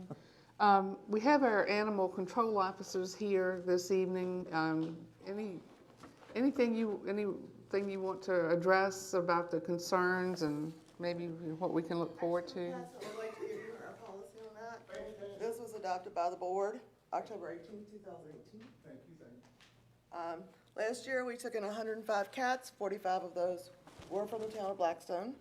So far today, from the first of the year, we've taken in 38 cats, 16 of those being from your town. That is outstanding information, thank you. And we do, if they are not feral, we do, but they gotta call us. And no one has called us probably. And Grace is here to represent Nottoway Allies for Paws, which they do trap, neuter, release of the ferals. And with COVID, appointments slowed down and it's hard to get appointments. There's a shortage of vets now. But we do want to, with the new shelter, put a trap, neuter, release in place. Thank y'all so much. Okay. Thank you. Sheila and Grace, thank y'all for everything you do. Thank you Well, for having us so, tonight. Sheila, now this is where Mr. Coburn and I will agree. I've heard that we have we don't deal with cat policy, so that's not. I have 12 or 13 cats at the shelter right now with 6 cages.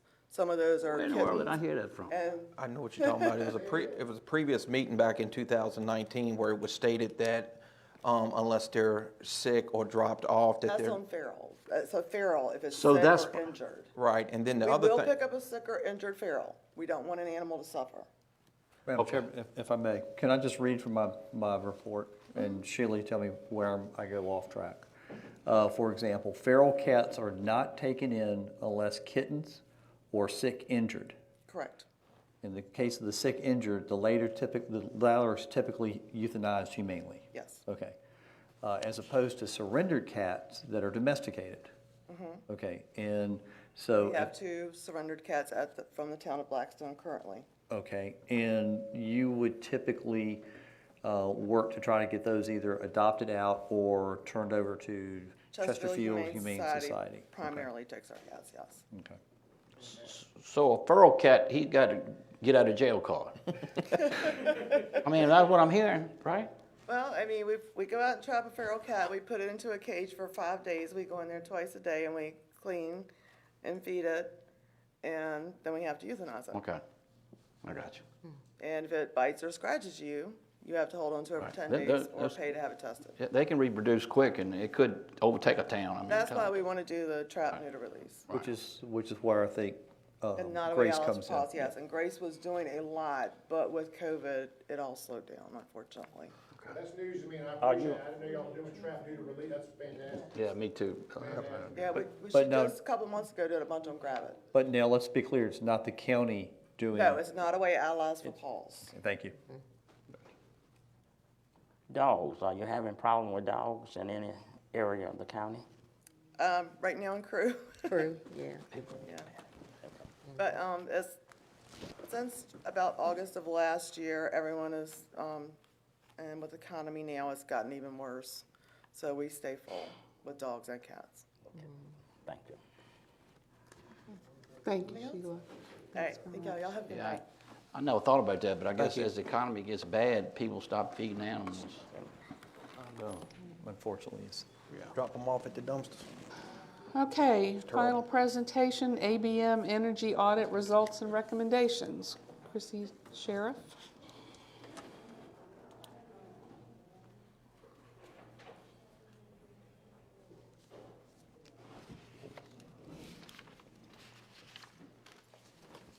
Sure. That's an energy thing. I'm gonna ask for a break at 10. Okay. I'll just assume if we get through with this.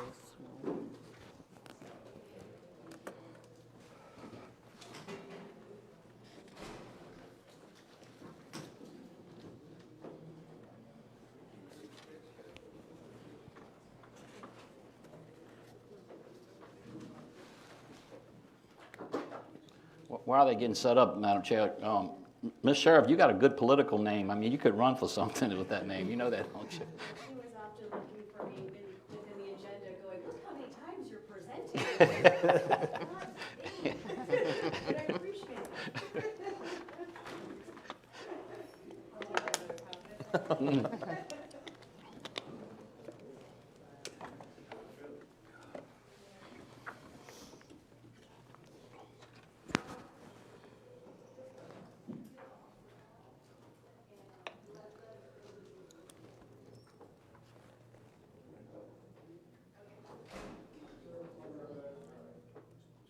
I'm about to put it on the wall.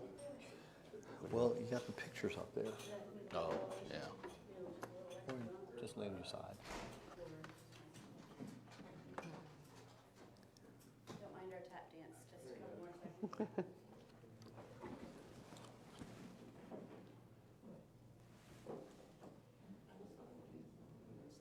That's getting close. Board, you have received this presentation and board packet from Mr. Custom.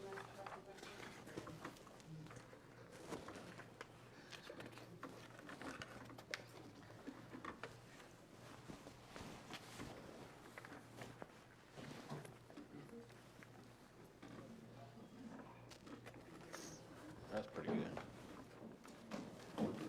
Almost had it. That's about as good as you're going to get.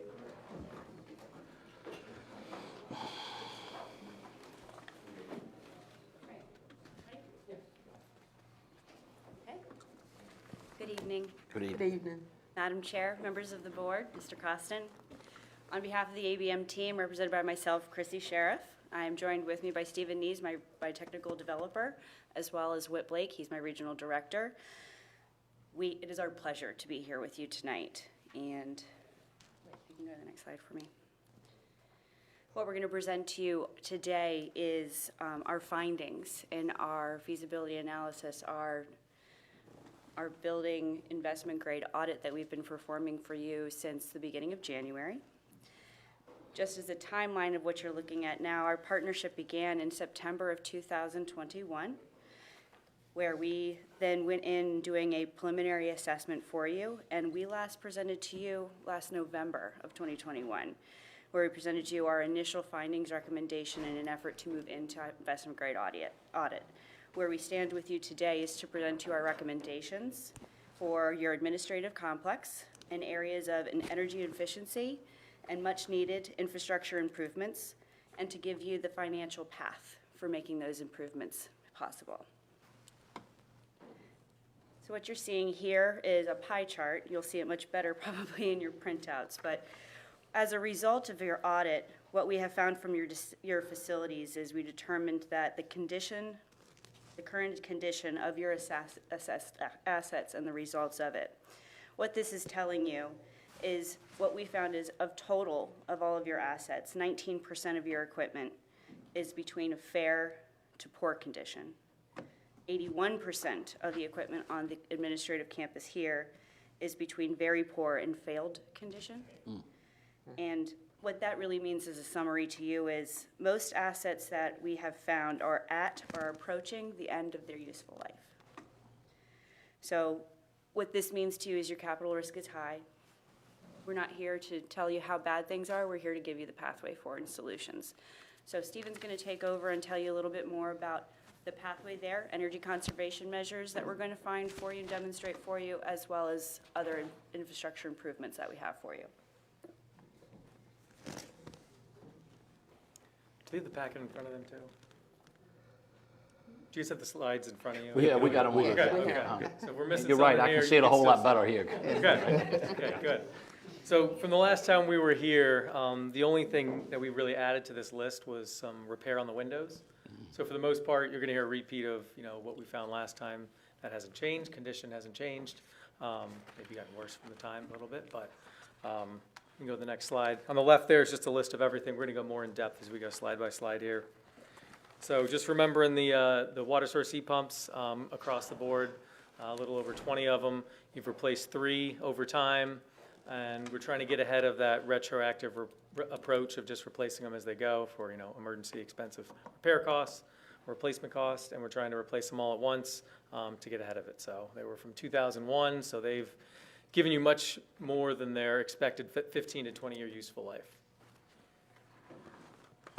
Also in this picture, the bottom left, you see the electrical panel. We looked at each electrical panel and we concluded there's 6 of them that need to be replaced or adjusted in some way just to meet current code compliance.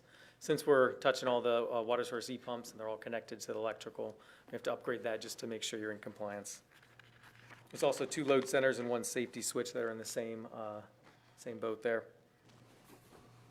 We did find 1 unit. It was at the admin building that was oversized. It's that one for the 2nd floor. It's 15 tons. So we ran a load calc on it. We only need 7 tons there. So it's going to be a little bit of savings there just from right sizing it. One of the other big findings was that your natural ventilation methodology, which is what you're using your windows basically for the ventilation in the building, that still meets current code. So we ran a simulation against all the current code versus when it was, the system was put in 2001, which would have been the last opportunity. Everything's still in compliance. Next slide, please, unless there's questions on the HVAC-related scope. Indoor air quality. So we are looking at installing those ionizers in each unit, which will basically clean up the return air before it goes back into the space. I believe we received a question about the type of ionizer. So we only use the ones that meet U.S. Recommendations and requirements. So there's 2 standards, UL, I think it's 2998, UL 867, which puts a limit on the parts per million of ozone that these devices can give off. So we only maintain ones that meet that listing. When COVID first hit, there's a lot of fly-by-night companies that were coming up with these products. No one was going to be a popular item. And they were meeting Canadian requirements, European requirements, but we want to make sure everything that we use is going to meet U.S. standards. So we're going to be well within that parts per million release. Does that help with mold and mildew and things like that? I mean, your opinion is curious. It will. Okay. It'll also help. It'll help. It's a good way to put it. Yeah, I get you. I mean, other things can cause, yeah, right. Exactly, exactly. Condensation's your biggest factor for mold. Okay. Any other questions on that? You beat me to that one. On the controls, your thermostats, for the most part, don't have any scheduling capability. It's just a set point you can put and you walk away, and then it'll just fight to maintain that set point. So what we're looking to do is give you at least remote access, scheduling ability, and then complete control from that remote access. So bringing you up to speed with being able to not have to be on site to solve any temperature issues and set schedules, which will actually give you savings too. Next slide, lighting. For the most part, we're going to be doing a relamp. We found a couple areas that were overlit, so we'll delamp a few of those so we get the right lighting levels, and then go into LED lights, not only more efficient, but also going to give us the ability to set the right light levels in each space. Nothing different on lighting from the last approach.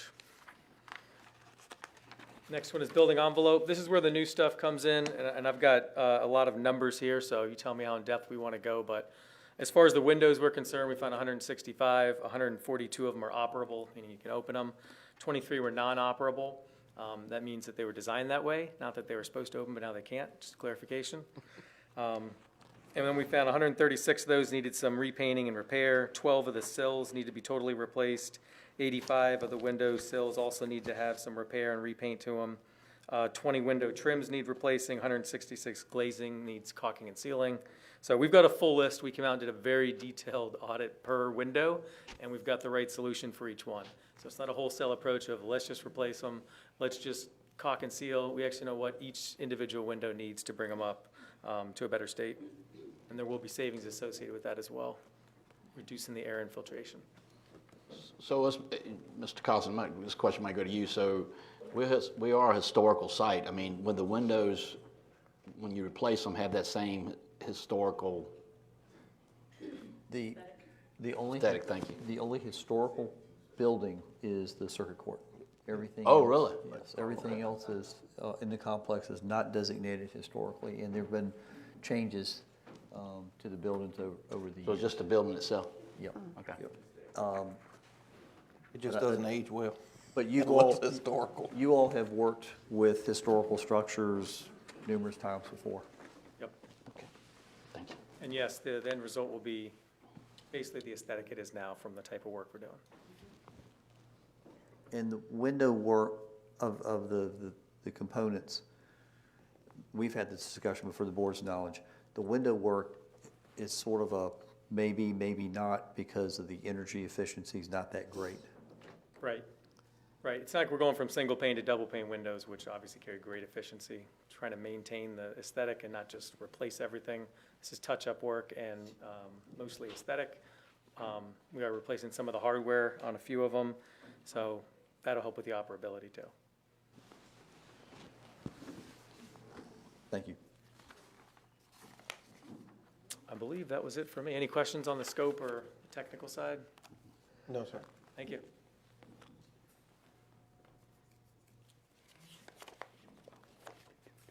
Okay, good evening again. Just a high level, go over some of the financial projections on this project that we've worked with administration on. Based on the facility improvements that Stephen outlined, that's going to bring about $230,000 of energy savings over term. So ABM would guarantee those savings for a period of 20 years. Now, there are some operational savings that go along with that. We've worked with the administration and have identified costs that go to outside contractors for repair to the existing water source heat pumps. And that's about $20,000 a year. So if you calculate that over a 20-year period of time, that's another $480,000 roughly in operational costs. And then the last cost of, we'll call it a cost avoidance, because this project is not only addressing energy conservation measures through enhanced lighting, the building envelope, but through that identification of that capital risk with the 20-some water source heat pumps. We're actually replacing one right now, I believe, at Social Services, as Stephen indicated. They are at the end of their useful life. These are 20-year units, and they're about 22 years old. So we did pressure tests. You have a geothermal system here at the County Courthouse Complex, and it's a very efficient system. We tested the loop. The loop integrity is intact. So you'll get another 20-plus years out of that system if you go ahead and replace those water source heat pumps, what we're proposing to do. There will be minor energy savings associated because the system is already very efficient. What Stephen mentioned, one piece will be right-sized, but the system itself will be very efficient. But if you look at, you probably heard the saying, pay now or pay later. If you look at doing this project as well as the window project as things fail, it's over $2.1 million over the period of time. So if you subtract out what you're going to pay today, the 1.3, then you're actually having an avoided cost of about $800,000. So those are some rough estimates, but it can't be ignored that, you know, doing the project now at today's dollars, avoiding that construction inflation, because we're seeing that happen, there is real avoidance savings to be had. So we're putting the final touches on the final number. We've indicated that the price is about 1.3. There's some final touches we're working with the administration on, but feel pretty confident that that project cost will be right at that 1.3 level or not to exceed. And if I can interrupt you, that unit that you're talking about outside social services, that couldn't be repaired, right? You can't get parts for it. You cannot get parts for it. No, you cannot get parts for it, unrepairable. So you have to deal with downtime. So as these systems fail, they serve spaces that will no longer receive cooling or heating without a functional unit. Thank you.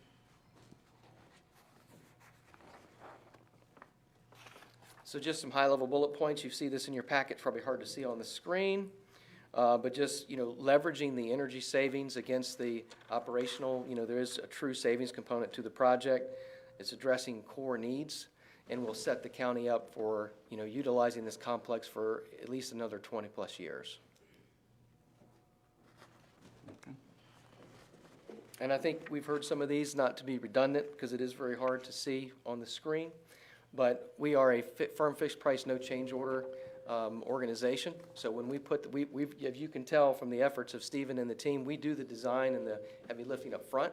So when you make the decision to pull the trigger, it is a one organization that's handling it with the reputation that we have in the references, and it's a no change order, and we guarantee the savings and functionality of the systems. Any questions you have for the team? We'd be happy to answer anything you have. How have you been able to stay within your original price estimate with the inflation that's going on and all of our other projects? The cost has dramatically increased. How have you been able to maintain? Well, yeah. We projected it when we think this was going to close and asked everyone to price it based on that closure. Okay. So we do have an end date, though. I think if it goes past June, then there will be another price increase. So we started long ago, right? So when we started with everyone, we estimated when we think we'll get to this point. We're right on schedule, but that end of June is that next mark. Okay. Are you encountering supply chain problems? Yes. Yeah. Also try to estimate that. It's changing daily, though, based on the material. Type of work we're doing, the water source heat pump's going to be the longest, but we're talking to them every other day to make sure we understand the timeline from when we get the notice to proceed to when we place the order to when they arrive, so we can plan the scheduling and the construction around that. Madam Chair, windows and doors look like it's about, what I'm dealing with is 18 to 24 weeks out sometimes. I don't know what y'all run into. So yeah, So we're just doing repair. But it's still, it's now down to the parts and materials. So we do roof replacement as well. We're doing that in a couple projects. It's not the roof material, it's the insulation, it's all the incidental parts that are getting long lead times now. But we'll do the construction and phase it based on things when they come in. So again, we're doing lighting, we'll do those when those bulbs come in. Water source heat pumps, we'll do those when those come in. So create a construction schedule and update it based on what the estimates are for when it arrives. All right. Any questions? No, ma'am. Thank you very much. Thank you. Presentation. Madam Chair, I do have a Madam Chair. question for the administrator. Is the 1.3 million estimate, is that already been figured in this upcoming budget? Not the upcoming budget, it's in the current budget. The current budget. It's in the current year budget. Well, Madam Chair, since 2019, when I decided to run, I seen this board getting kicked in the teeth about the repairs at this facility. I'd like to move to authorize staff to undertake the steps necessary to include execution of a contract to implement upgrading of the infrastructure of the buildings in the courthouse complex as outlined in the ABM Building Solutions, energy recommendations and findings at a cost not to exceed $1.3 million. All right, we have a motion on the floor. Do we have a second to Mr. Rourke's motion? All right, we have a motion and a second. All in favor? Aye. Any opposed? On behalf of all the folks that work in the complex, thank you very, very much. All right, the motion passes. We're going to, before we proceed to department reports, going to take a 5-minute break.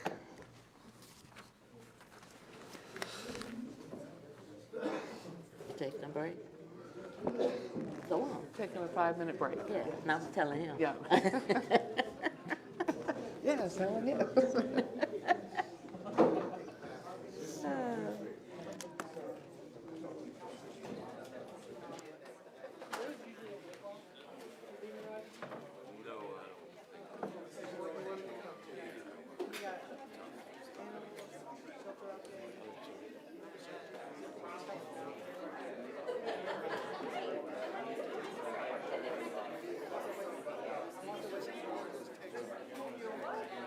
Yeah, thank you.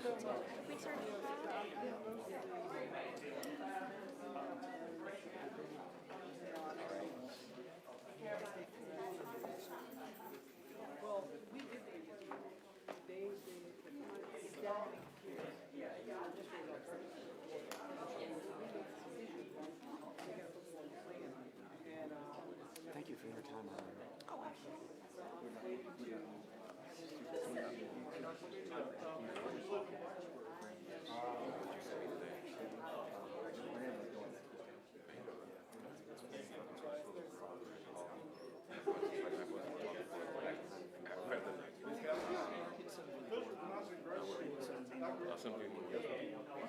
Good seeing you. Take care.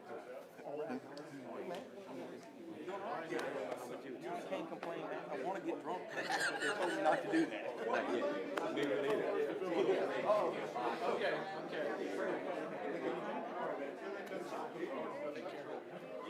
Yes, sir. We look forward to working with you.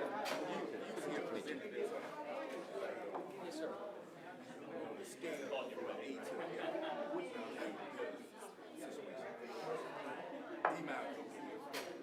No incomplete yet, but we lean towards it.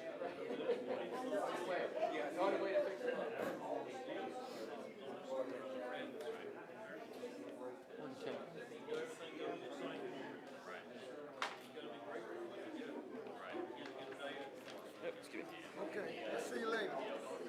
Drive safe.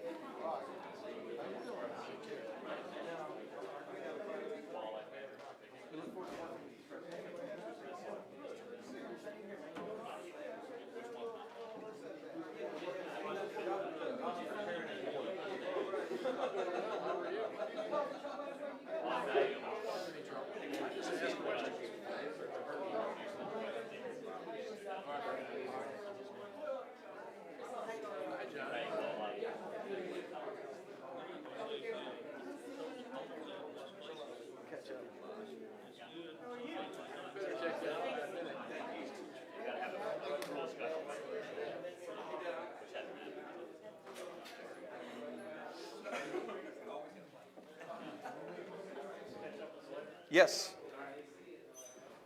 I don't think I had any more I believes than you did in yours. I'm being careful what I say. I ain't making no accusation. I'm saying what I say.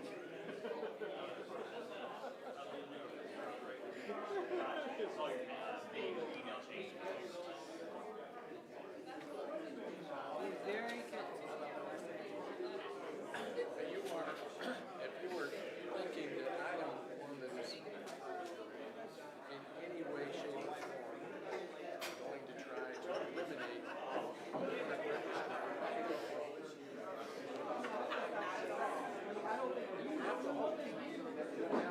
I'll tell you face to face. It's not my intent.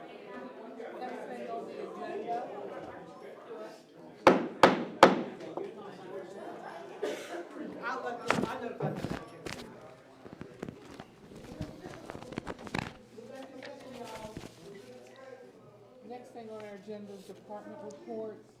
Ms. Bryant, is she still here with VDOT? There she is. You got something for us this evening?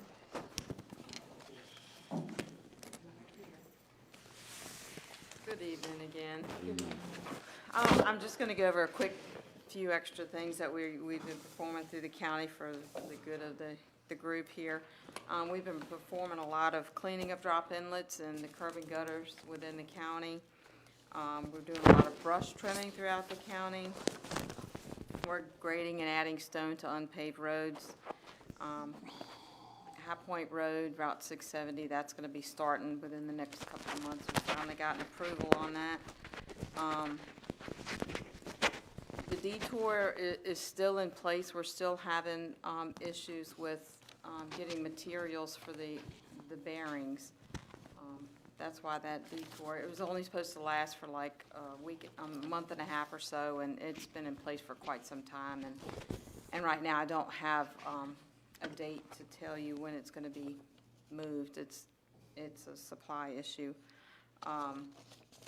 I attempted to send the detour map that I promised y'all at the last meeting, and only to find out this evening that it was still in my outbox. It would not go, so I actually texted to Mr. Costin, so hopefully he can share it with you.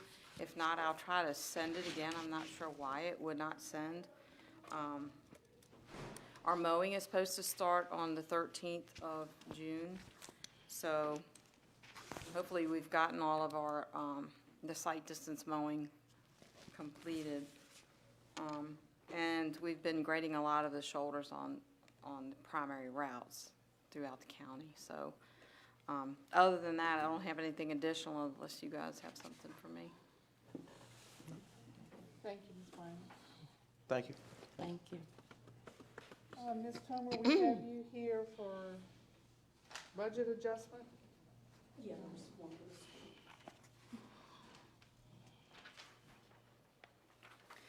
Madam Chair, for y'all's consideration is a budget adjustment in the amount of $71,600. That is a school budget adjustment for Virginia Public School Authority Backpack Initiative funds.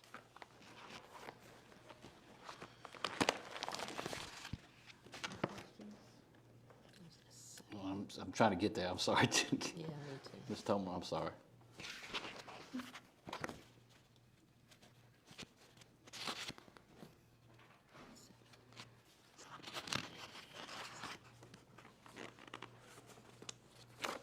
We're on the G7. I don't see it either. It should be the very last page of that section. Oh, G7. The school.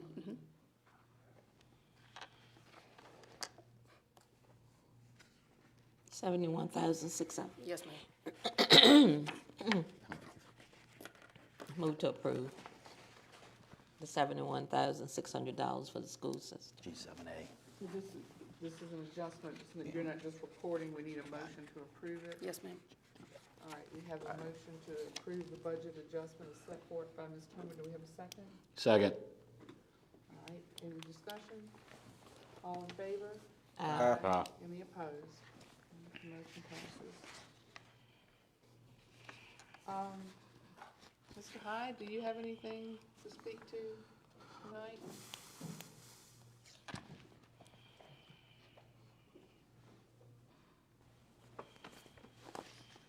Madam Chair, yes, I do. Madam Chair, members of the board, staff and citizens, good evening. Good evening. Good evening. I just want to speak quickly. If I would, Madam Chair, may I approach the bench and give some handouts? Certainly. You can just give us the whole group, we'll just hand them down. Sound good?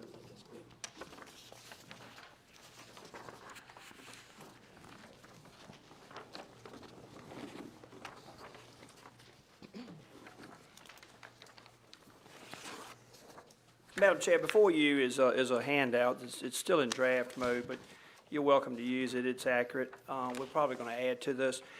Just a real quick rundown. You've probably heard throughout the conversations, Code Red. This is a real victory here, a win-win for all of our towns and all in our county. We had 4 accounts, and we've now consolidated, or going to consolidate all 4. So what we've done, I'll give you just a couple small points on this. We met with the town managers, Van Orbeck, Welch, and Thrower, and Mr. Costin and I. And we've also had a virtual meeting with all the users, the administrators of the Code Red, which were like Jennifer Daniel and Brian Thrower and some others. And we just sat down with the Code Red on a virtual and talked to them about the pros and cons. And really what came out of it was all real pros.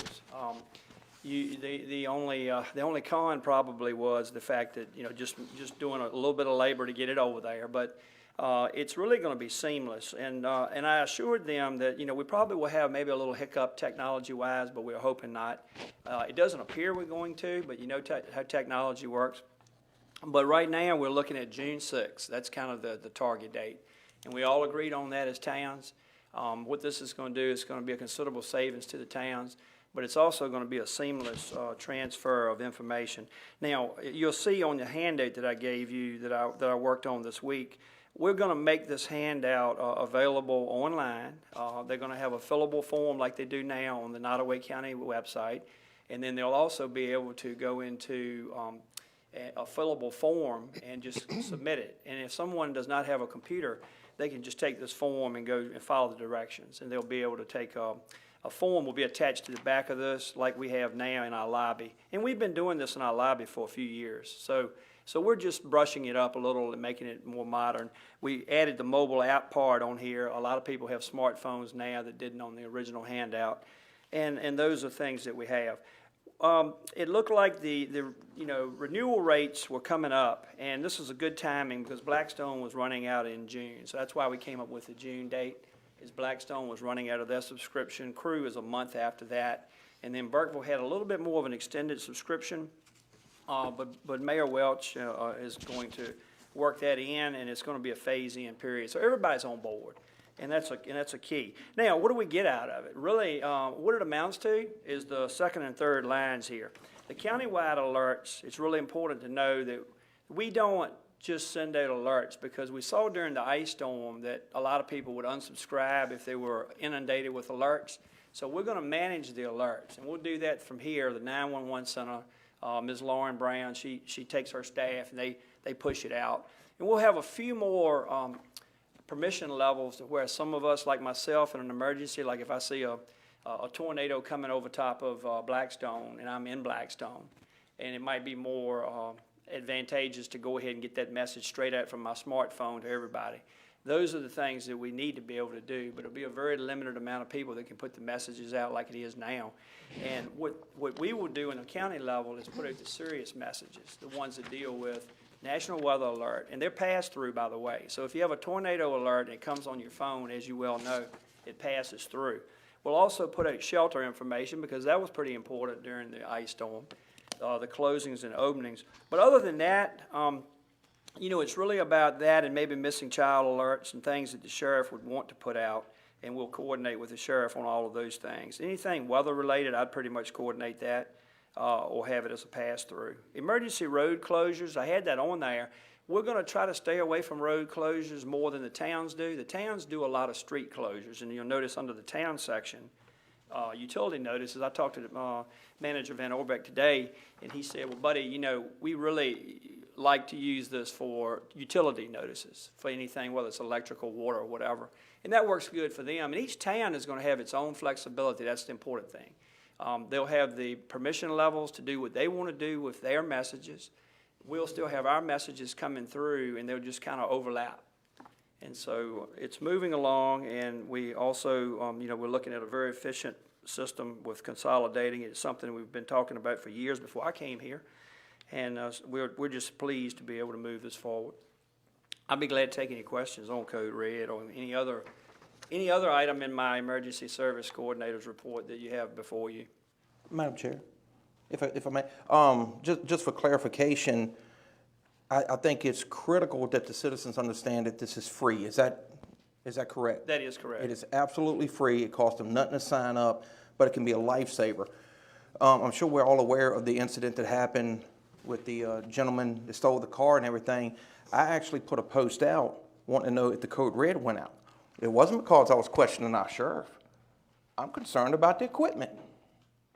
Was the equipment working? Because I know they were stressed, and I know we need to do some repairs.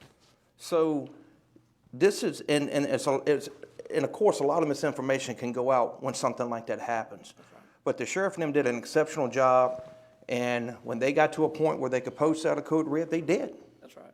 But I was concerned because of that old, outdated equipment that we need to replace, and I was never questioning the sheriff or his people in any way, shape, or form, and they're aware of that. I just wanted others to know, but the main thing is this is free sign up. It is very vital. It is. It's free, and it's a really huge savings to take 4 systems and make it in one. Yes. On the county side. Thank you. So it's really plus there. What I'd like to ask the board to help us with is not only this document here that I just presented to you, is once we roll this out on June the 6th, help us to educate the people, point them in the right direction. We'll have everything on our website. We'll also have it on Facebook for Nottoway County. And we'll just continue to educate on how, because that's the question you normally have is, how do I sign up? Right.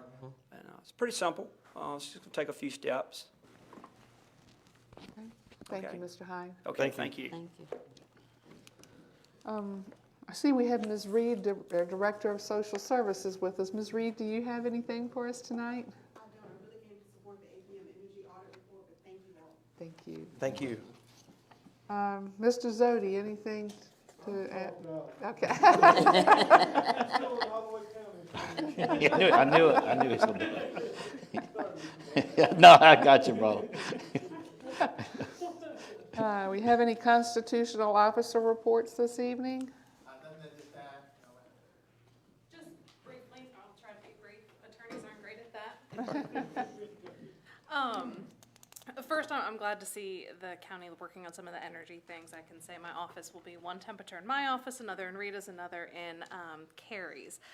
I am hoping that my window is going to be on the list to replace, as it's a bit of a safety issue. I'm down at the end of a hall. I can't open it. It's got plexiglass in front of it. If we were to have a fire or a shooter, I'm stuck. I'm not going anywhere. So I'm kind of hoping mine's on the list to replace so that I could exit if we had an issue. I'm also hoping that this is not the 20-year plan. I know any big plans take a long time. My office will not have enough space in 20 years where we are. So I'm hoping there are other plans in the work, but I know that those take many, many years, so I appreciate the efforts to make things better now. Lastly, I haven't had a chance to look in detail at the VDOT 6-year secondary roads plan, and I'm not exactly sure which roads they include in that. I'd ask the board to start thinking about and maybe reaching out to VDOT to see what they can do as far as looking at the safety of 307 and if there's anything that can be done to make that road any safer. We see a lot of issues out there. It's tough. I'm sure it's been looked at before, but I would just ask the board to start thinking about that in the back of your heads. Thank you. Thank you. Thanks. Any other constitutional officers? Okay. Move on to unfinished business. Animal shelter, I did get a report from the CARES Committee that current donations have now topped $220,000. And Mr. Constant, I believe you attended the last CARES meeting and maybe have had a call with the architect. Yes, ma'am. Madam Chairman, members of the board, there was a good number of items that were discussed at that last CARES meeting, which I attended along with the senior animal control officer. A couple of those more significant items was trying to obtain an updated timeline with cost estimates as well as naming protocols. Now, as to naming protocols for rooms or some other means to recognize significant donation, the CARES group is going to reach out to other shelters and obtain their criteria for how they determined to name buildings or commemorate someone who may have given a significant contribution or a significant item, a chair, a desk. And the board will have an opportunity for input and ultimately approval as the structure is county property. I did follow up with the architect reviewing the March 2021 opinion of probable cost document. The architect will set out to further detail soft costs such as furnishings and loose equipment such as molded cage racks. These are items that the CARES money could be used to purchase, but the architect, I think this fits timely with Mayor Colburn's presentation. The architect was again very clear that the size of this facility is based on historic use, and that anything that would increase demand on the facility would necessitate an alteration in the design and ultimately construction. It was previously determined best to wait for more favorable economic times before proceeding with actual construction, but the potential to accommodate an increase in town animal control activity warrants a pause on design as well, so that staff can further investigate those concerns. That's my report. I'd be happy to take any questions you have on that. Thank you, Mr. Costin. All right, next under unfinished business, renewable energy ordinance repeal and replace. Well, again, to the board, this is going to seem like deja vu, but you have acted to repeal the present writing that's in the zoning ordinance. But you had before you previously a renewable energy ordinance that was the more thorough, worked out document, along with a revenue ordinance and along with a fee schedule. I'm gathering from the conversations earlier that you wish to, and if I'm going astray here, set me straight, that you wish to defer action on these items and pursue the comprehensive plan amendment, incorporating it into the ongoing comprehensive plan amendment as opposed to a focused fix on the current document, which would essentially be a comprehensive plan amendment. Do I have that correct understanding? I mean, you ask open-ended question. You have the understanding from 3 board members. With 2 board members, you don't have it understanding. Just want to clarify. Right. But that's the majority. Right? Am I saying that right? Well, are you saying the comprehensive plan amendment to the current comprehensive plan? Well, you could, one of 2 ways. It could be a fixed, solar-oriented only update to the comprehensive plan as it's written right now, or we take solar and make it part of the larger comprehensive plan revision.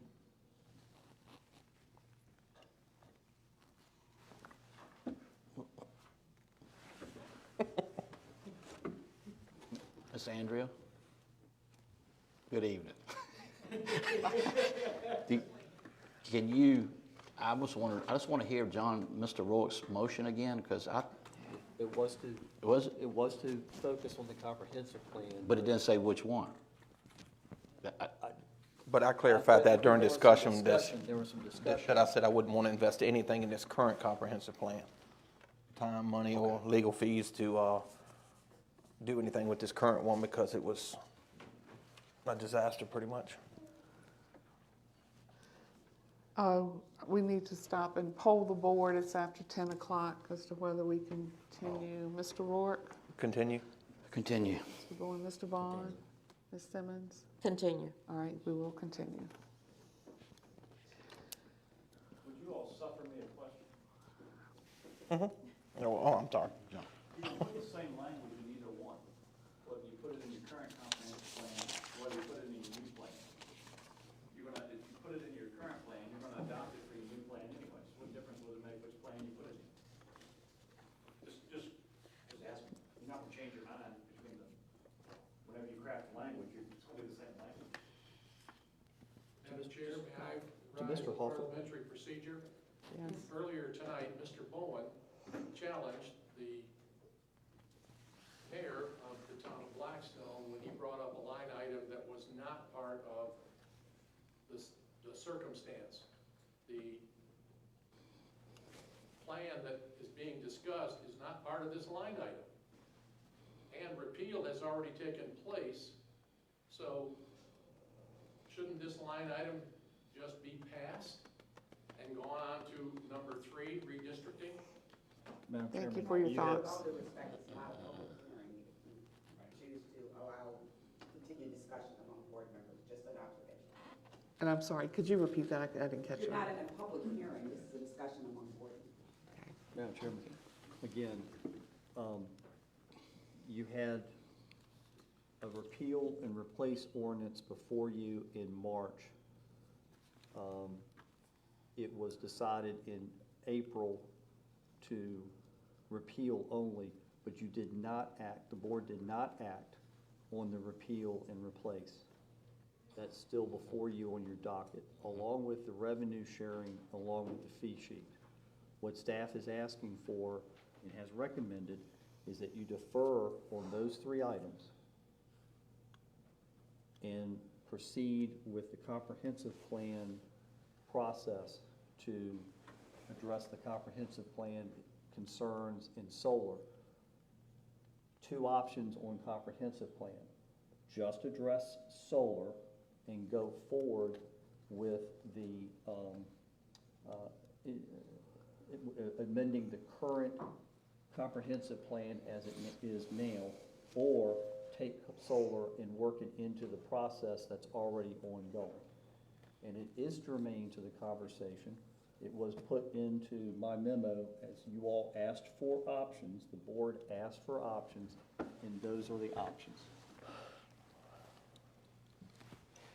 And could I clarify also, what is the advantage to deferring this and having it incorporated into the comprehensive plan? If you defer the zoning actions along with the revenue and the fee schedule, you still have it before you. And once you get through the comprehensive plan, either the long version or the short version, you'll be able to then act on the repeal and replace version. So it's either defer or either we need to vote no on the repeal and replace. Yes, sir. Madam Chair, I move to vote no, I move to strike the renewable energy ordinance repeal and replace.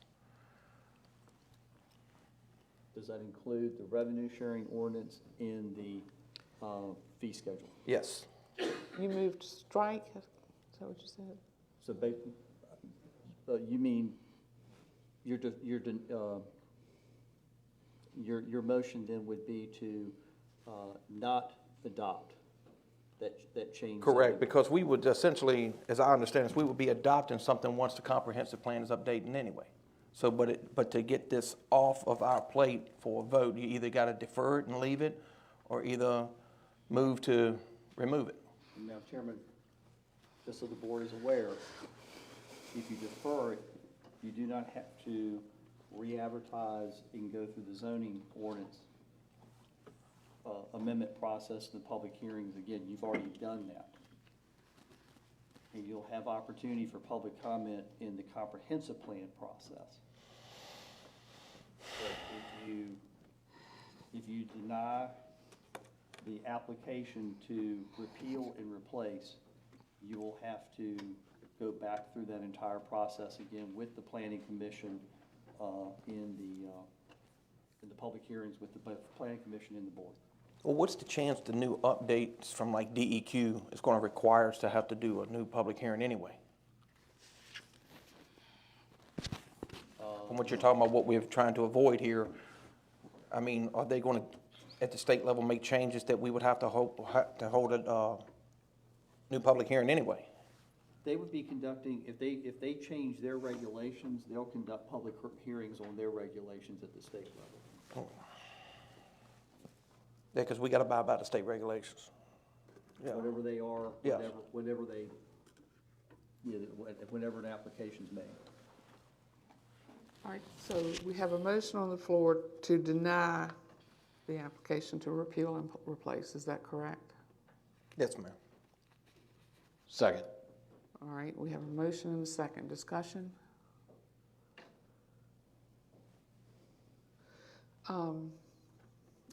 So may I ask questions now?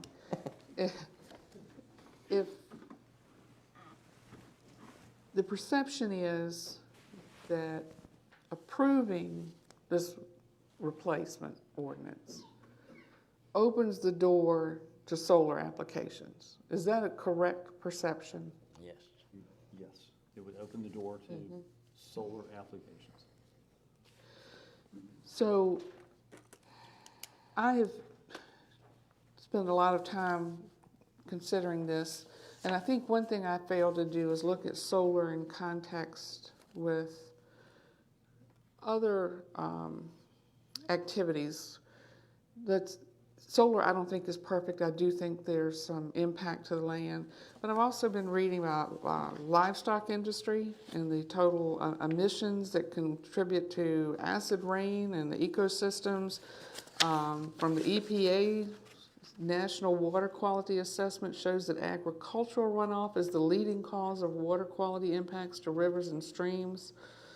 Third leading source for lakes and impairments to wetlands.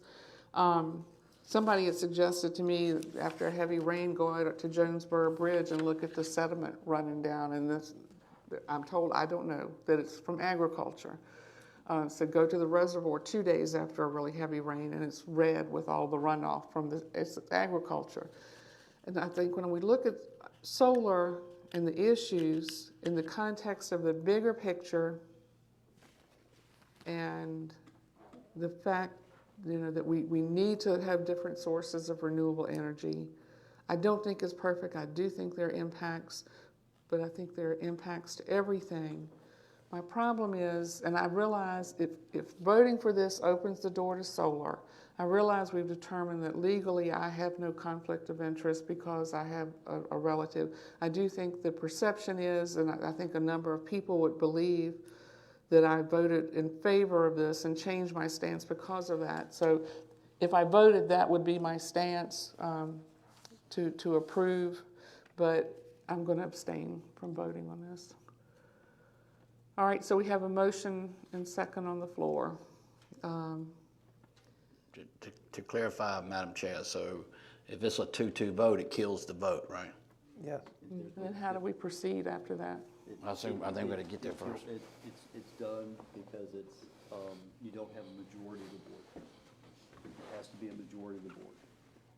Mr. Spence, we've allowed others to go ahead. I'm sorry. This should be addressed in the comprehensive plan update. Everyone will get what they want at some point. It's just you're going to work with the citizens, have a product they want in the end. Maybe they don't want 700-acre parcels. Maybe they want 50-acre parcels. But you have to work through the process of engaging your citizenry. That's what I recommend. You're representing them. You're not representing me out of state. You're not representing Solonesco or Dominion Energy. You've got to work with your constituents on this. And the comprehensive plan update is a mechanism to do that. So Mr. Bud mentioned last time, only 1% of the folks in the county through their whatever mechanism you use has participated online with the survey. Engage the citizens and see what they want. It's a big change. something that's been repealed. So to do that, we would be deferring to, what would we have to do? Was there any consideration of changing the motion, or you just want to decline? What we're doing is essentially clearing the docket. For those that don't understand, we're clearing the docket of a zoning ordinance amendment, a revenue ordinance, and a fee sheet that has been before the board since April. But deferring it leaves it on the docket. Deferring it leaves it on the docket until you all want to pick it back up. My motion stands. All right, so we have the motion and the second to decline, To what, defer? to decline. no. So again, that's why I said, here the clarification procedure here, Madam Chair.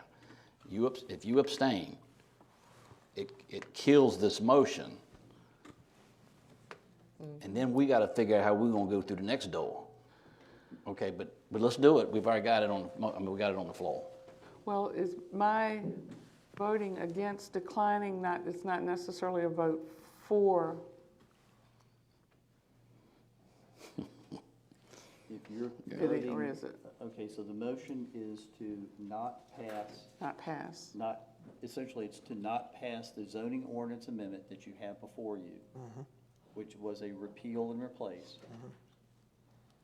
And if you abstain, and I'm assuming, Mr. Rourke made the motion, Mr. Bowen made the second. If the other two board members vote against the motion, there's not a majority, and you abstain, there's not a majority of the board, so the motion fails. The motion fails. I would like to defer. All right. So then you're going to have to vote what you need to vote. Right. You presently have a motion on the floor that needs to be disposed of one way or another. Okay. All right, so all in favor? Aye. Any opposed? Aye. And I abstain. So the motion failed. So it failed. But now, can he make a motion to defer? You can make a motion to. I move that we defer. All right, we have a motion to defer. That means it stays on the books until we can decide what we want to do. Do we have a second?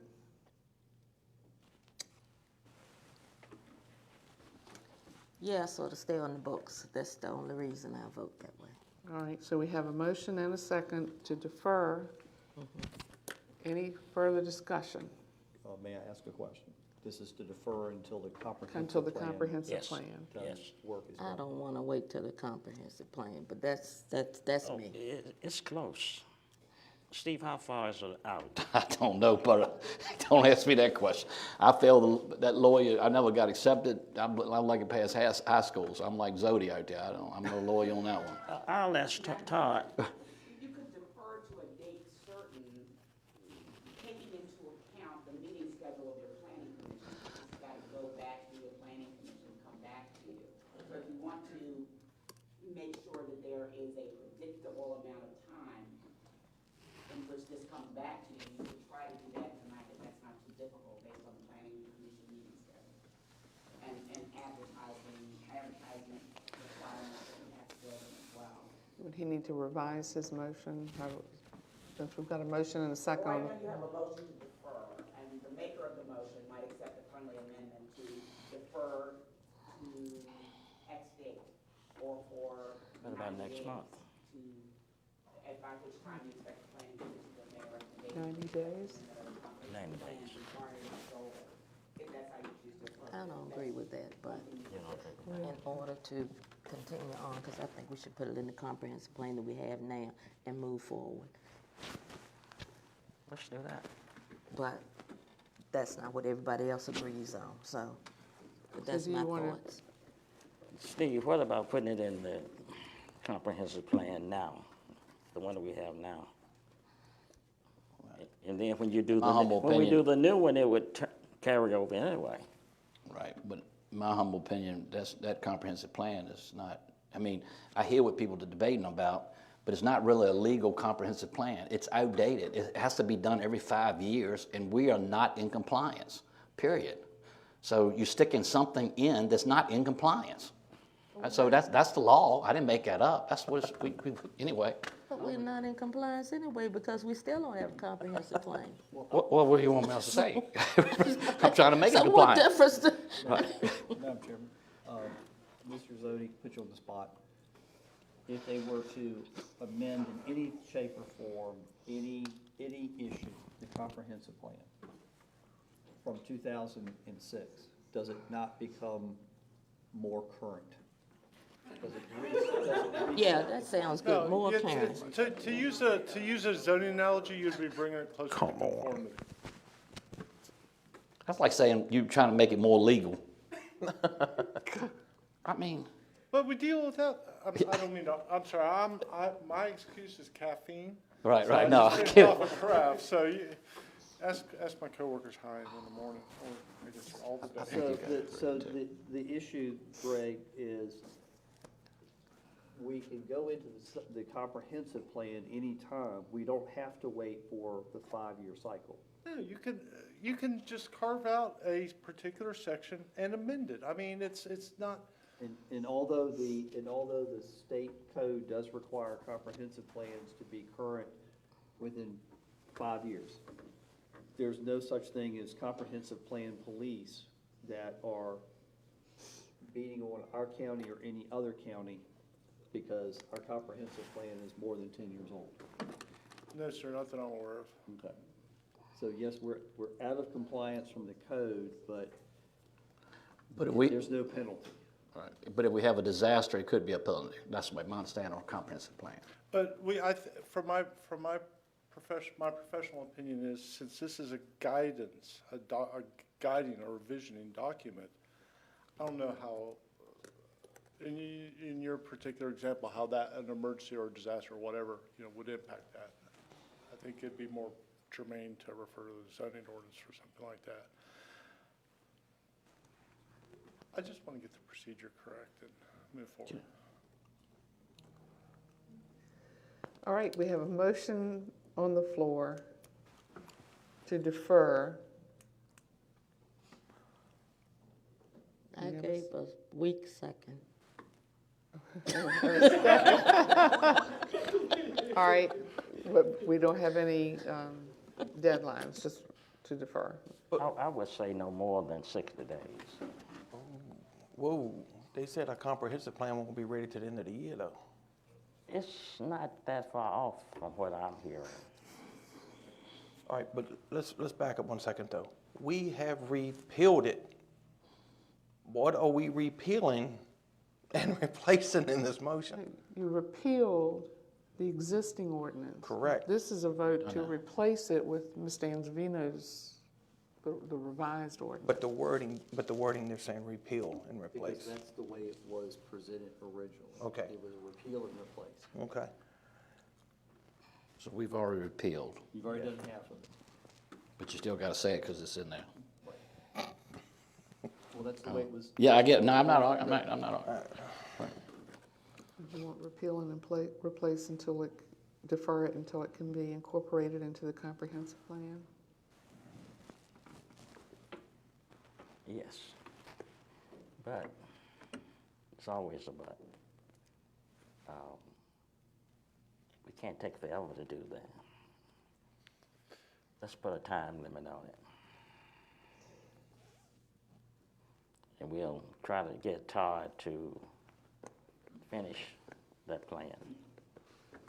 Are you sticking Within with the 60 days that you? Within 60 days. All right, we have a motion on the floor to defer for 60 days. And we have a second? A weak second. All right. We have a motion and a second. A weak second. All in favor? Aye. Aye. Aye. Any opposed? Aye. All right. Motion passes. Thank you. If I could, I'd gladly give the board an update. After the announcement. We don't have anything on our agenda, but our conference plan committee will meet, and I did tell them at our last meeting that I wanted to do it. I hate to use the word defer now, but just, I I wanted to wait to see what the rest of the board can do, and discuss it, and June 14th. And I'd like to come back to the board and maybe give an update. Great. No, no, I just want the board to know, I mean, I had one planning commission person called me and has resigned verbally because it's just a lot of work and it's becoming stressful for people. So, but anyway, I just want to share that with the board. I'm actually 25, so you see how. All right. Okay, so we're going to move on to the next item under unfinished business, redistricting. Mr. Costin? Madam Chairman, members of the board, you all are very familiar with this topic. You all served as the redistricting committee for the county with ex officio members representing the local Democratic Party, the local Republican Party, the NAACP, and Mr. Rodney Reynolds, the registrar. You have in your packet, I'm going to work it backwards from your packet, you have the map that you all settled on based on the demographics that were laid out. You got a tremendous amount of assistance from the CRC. Ms. Foster was here earlier this evening. She really helped lead on that. So that map with those demographics has been converted into a draft ordinance. And staff would recommend that you move for this ordinance to go to public hearing in July at your regular meeting to consider the new election districts for Nottoway County. I want to take a moment, you can see there's a lot of complex writing in there, and I would like to call out Ms. Tucker. She's the one that did this. She's the one that wrote this out. To follow each of the district lines based on that map. It was very, very, as you can see, the detail is just incredible there, and I'd just like to recognize her for that work. But the staff recommendation is for you to move forward with this proposed ordinance establishing the election districts in Nottoway County based on the 2020 census. Legal counsel has reviewed this document and they concur. It is ready to go to public hearing. What's the date? It would be your regular meeting in July. I believe I said July 21st. So you're looking for a motion for the, approve the public hearing? To go to public hearing with this resolution, yes, ma'am. All right, do we have a motion? Yes. Yep. Second? Second. Have a motion and a second to go to public hearing as proposed by Mr. Costin. Any discussion? All in favor? Aye. Any opposed? The motion passes and a public hearing has been set. Okay, on to the broadband agreement, Mr. Costin. Yes, ma'am. You will recall last August, the night that you all appointed me, prior to that action, you all agreed to pursue a DAVI grant. That's Virginia Telecommunications Initiative grant. You were successful, you achieved that grant. You pursued that with the understanding that you would join with the West Piedmont Planning District Commission and its members. Use your ARPA funds of $1.3 million, that was your first round of ARPA funds, to support this project. Now, the draft of the agreement calls for your contribution of a little over $1 million, and that's because of the final numbers. I would caution that you maintain and hold on to the difference, because the numbers are based on an assumption that River Street will make a 40% penetration into the service area, and if they fall short, the county has to pick up the difference. But the staff, this is the next step in your efforts to provide broadband to portions of Nottoway County, and the staff recommends that you adopt a motion as proposed, authorizing me as county administrator to execute the document so that the project can move forward. I'd be happy to take any questions you have. Any questions for Mr. Constant? No, ma'am. So the 1.3 million from the first round of ARPA, that's been reserved for this purpose, Yes, right? ma'am.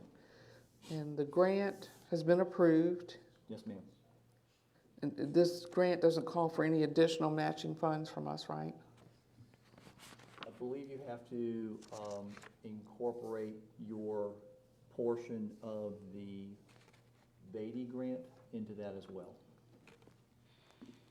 That's what the Veda grant was for. Yes. Yeah.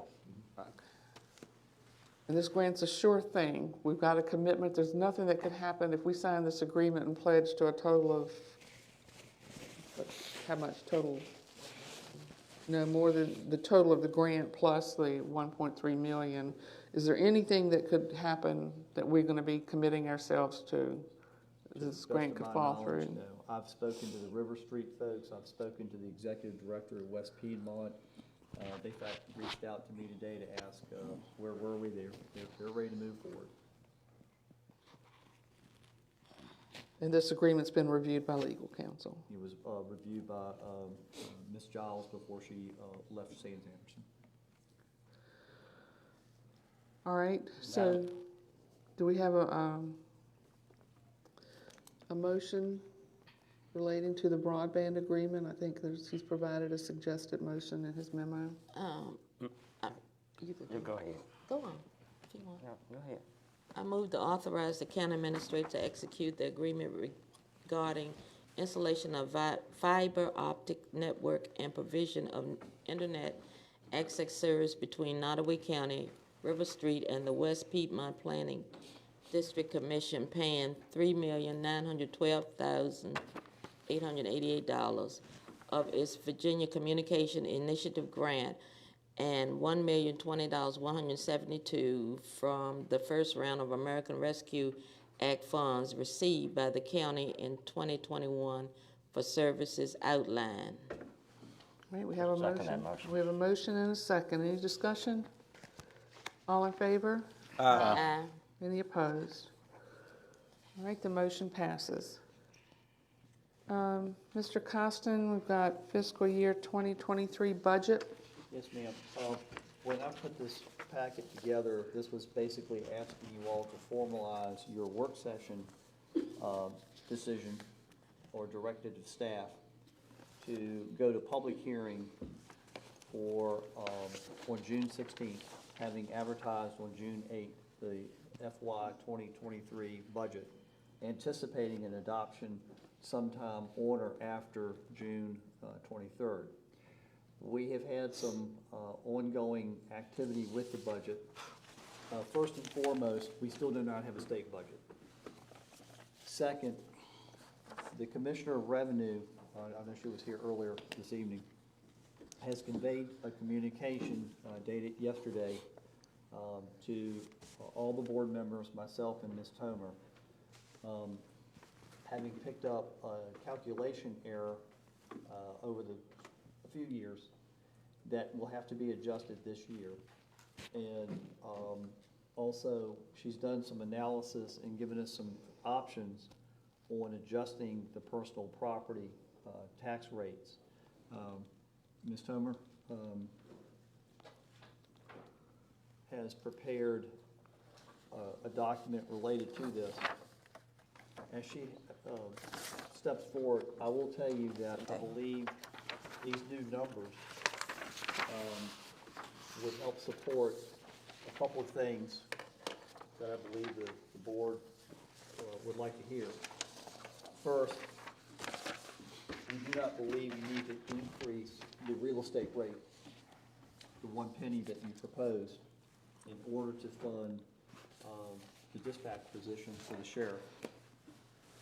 Second, we believe you can actually fund those positions plus the additional dispatch position plus 2 school resource officers based on the calculations of the anticipated personal property revenues.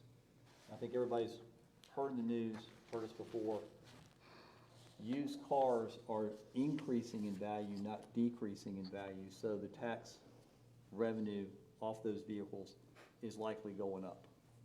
And I know that some of the other localities in the state are seeing that in their bills.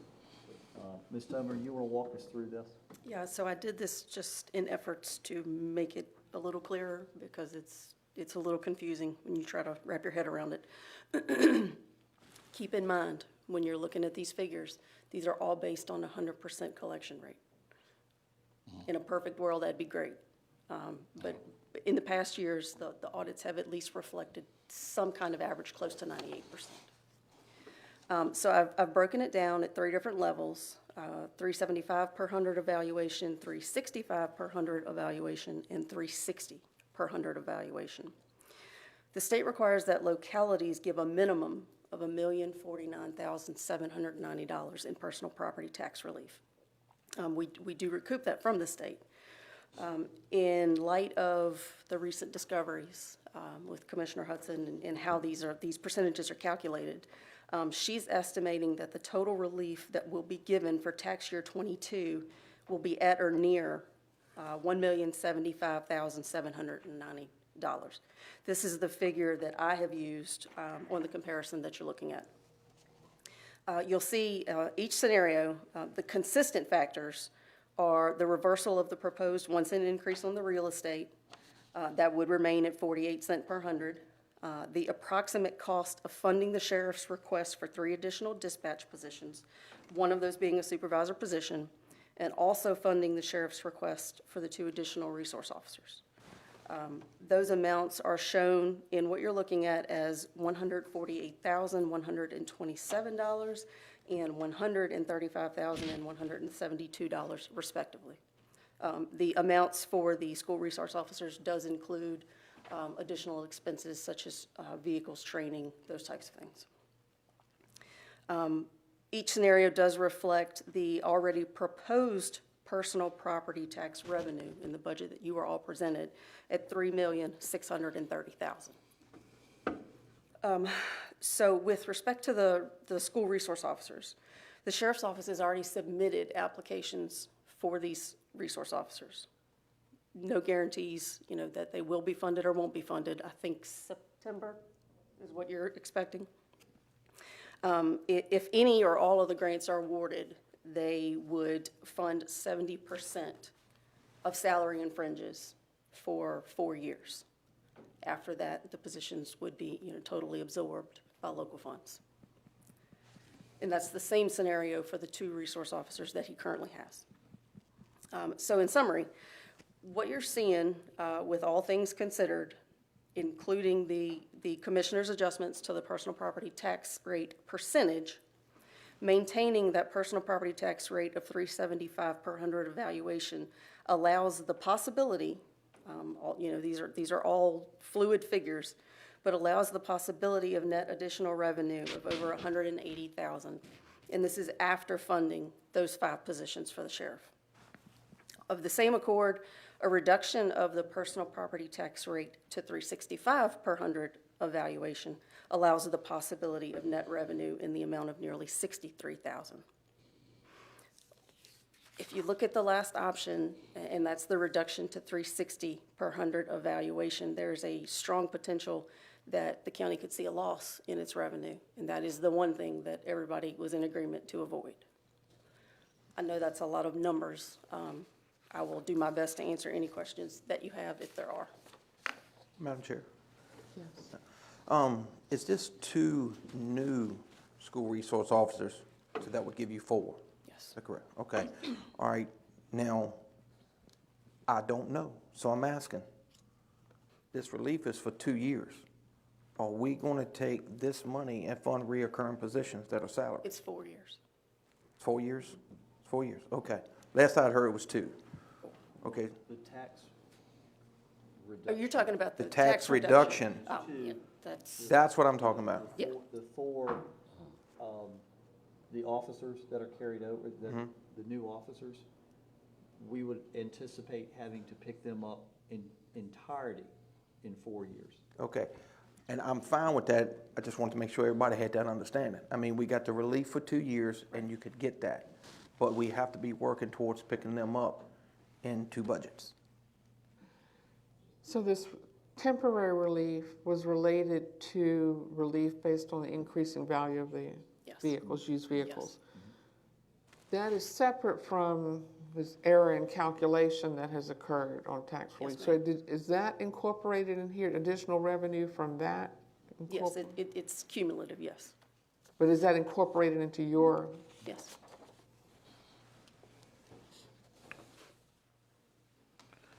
That's why the different scenarios are there, so that you can compare apples to apples. And just for clarification too, Madam Chair, at this point, I would move to withdraw the public hearing for the 1 cent tax increase. There's no need for it. Which is What she's saying here. staff's recommendation. And if we could go, just for discussion Sure, purposes, sure. for one step further, if I may. It started at the bottom of the page, that net additional revenue of 2,586.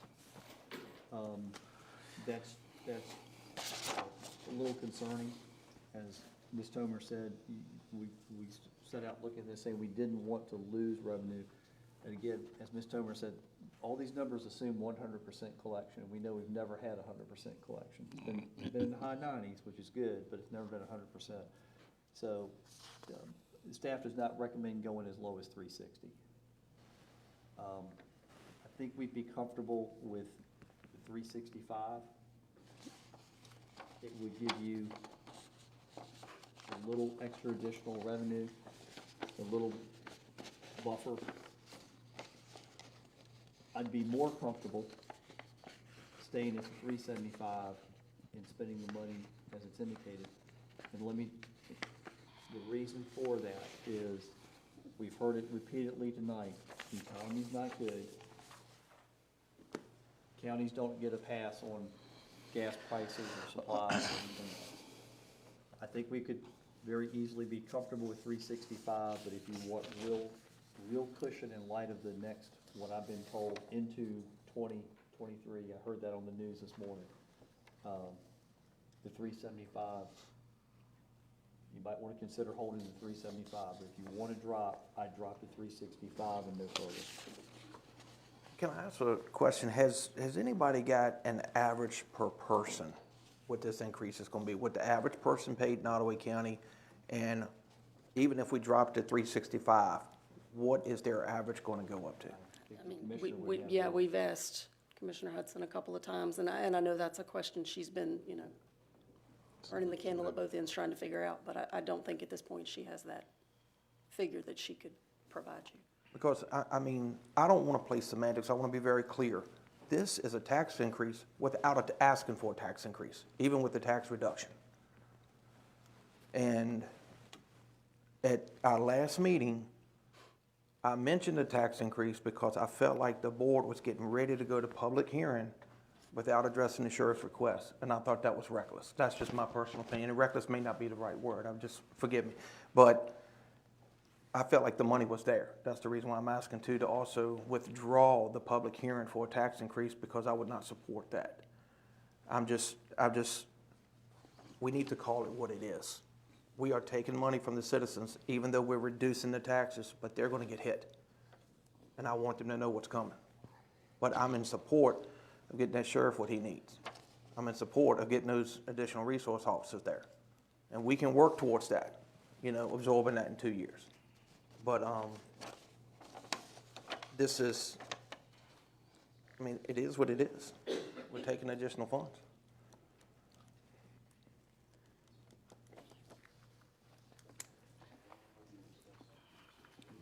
Madam Chair, I want to clarify something, please, if we would. So we're not really decreasing the real estate tax. We're just not increasing it a penny like we talked about. Right. We're going to keep it held. Well, I'm going to tell everybody right now, I'm not backing off that dispatching resource officers after this thing happened in Texas. I'm not backing off of it, so we need to figure out how we're going to pay for it. That's right.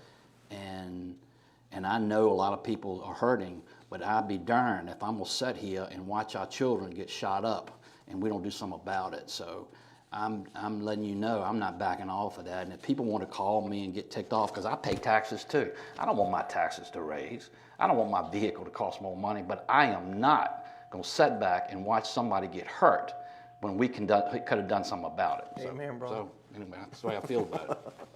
So we got to figure out, well, we doing 375 or 365? I'm good at 365. I'm sorry, it's 375. Leave it, have a public hearing. Let's see what they got to say. But somebody better tell me why they don't, why we're not going to. Vote that we need tonight. Direct staff to advertise, can I ask a question real quick? Sure. Okay.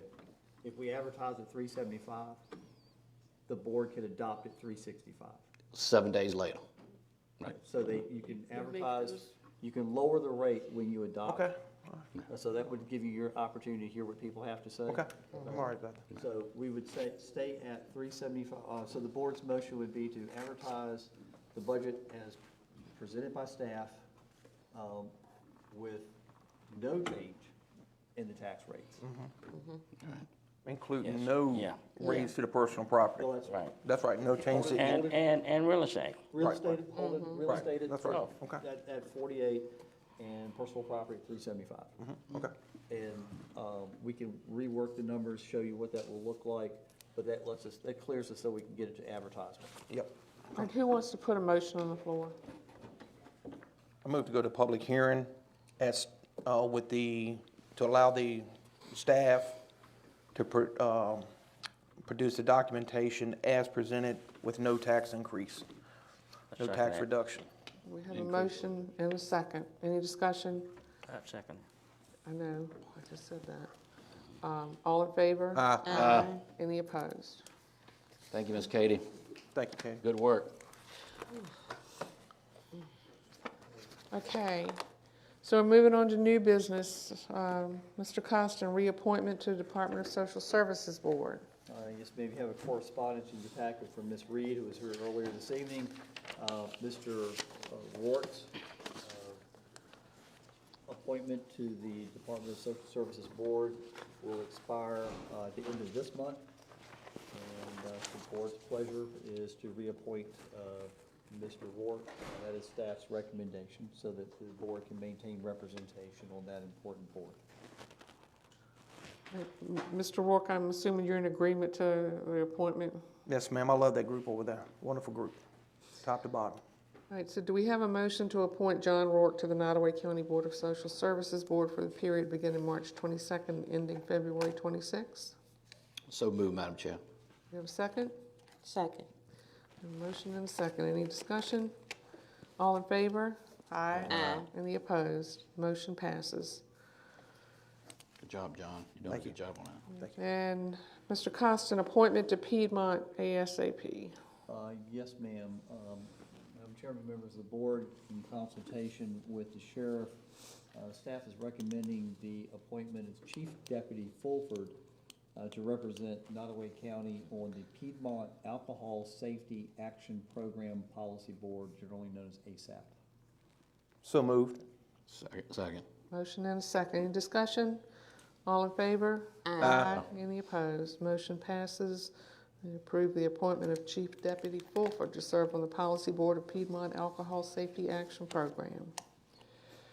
And last, under new business, Mr. Costin, resolution rescheduling or continuing meetings. Yes, ma'am. I'd like to thank Ms. Kelly for keeping this on front of us. If you'll recall, last January, we had to cancel your regular scheduled meeting because of the weather situation.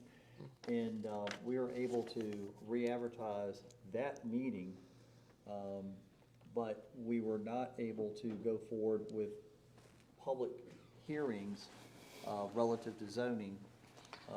We had to re-advertise those, and the county ate those costs. They didn't put that burden back on the applicants. Because we did not have a resolution in place allowing for the rescheduling or continuing of meetings due to inclement weather. By passing this resolution, should we have to cancel another meeting of the board for reasons of weather, everything on the agenda can be moved to the rescheduled date. So staff would recommend that you adopt this resolution. Be happy to take any questions you have. We're confident that the component of this resolution that sets forth no further advertising is required is in compliance with the legal notice requirements. Yes, it is, as allowed by 15.2-111. Okay. Madam Chair, I move that we adopt the resolution. All right. Second. We have a motion and a second. Any discussion? All in favor? Aye. Any opposed? All right, the motion passes. All right, Ms. Tomer, consent items? A lot. You read my mind? We'll read each one. Real slow. In light of timing, I will just offer a few highlights. You all have every item in front of you. There are 3 budget adjustments for the library totaling $3,243.39. They are all new grant funding. She's been very fortunate lately, and that's exciting. There is 1 budget adjustment for animal control, 1 for Child Services Act, 1 for the building code official, and 1 for the Commonwealth's attorney. There are 5 budget adjustments for the sheriff's office totaling $28,442.42. There are 3 erroneous assessments from the commissioner's office totaling $9,641.77. It also includes the $200,000 disbursement to the town of Blackstone for the board's commitment to the aerial. I would like to bring direct attention to item number 6. The library has received a private donation, and I'm not sure if Mr. Costin has said that in the past, but from a family, I believe, it was $25,000 to offset the cost with the relocation of the Burkeville Library. So they've been able to buy shelving, they're getting new carpet, painting, just to name a few out of this. So it's been a really good thing for them.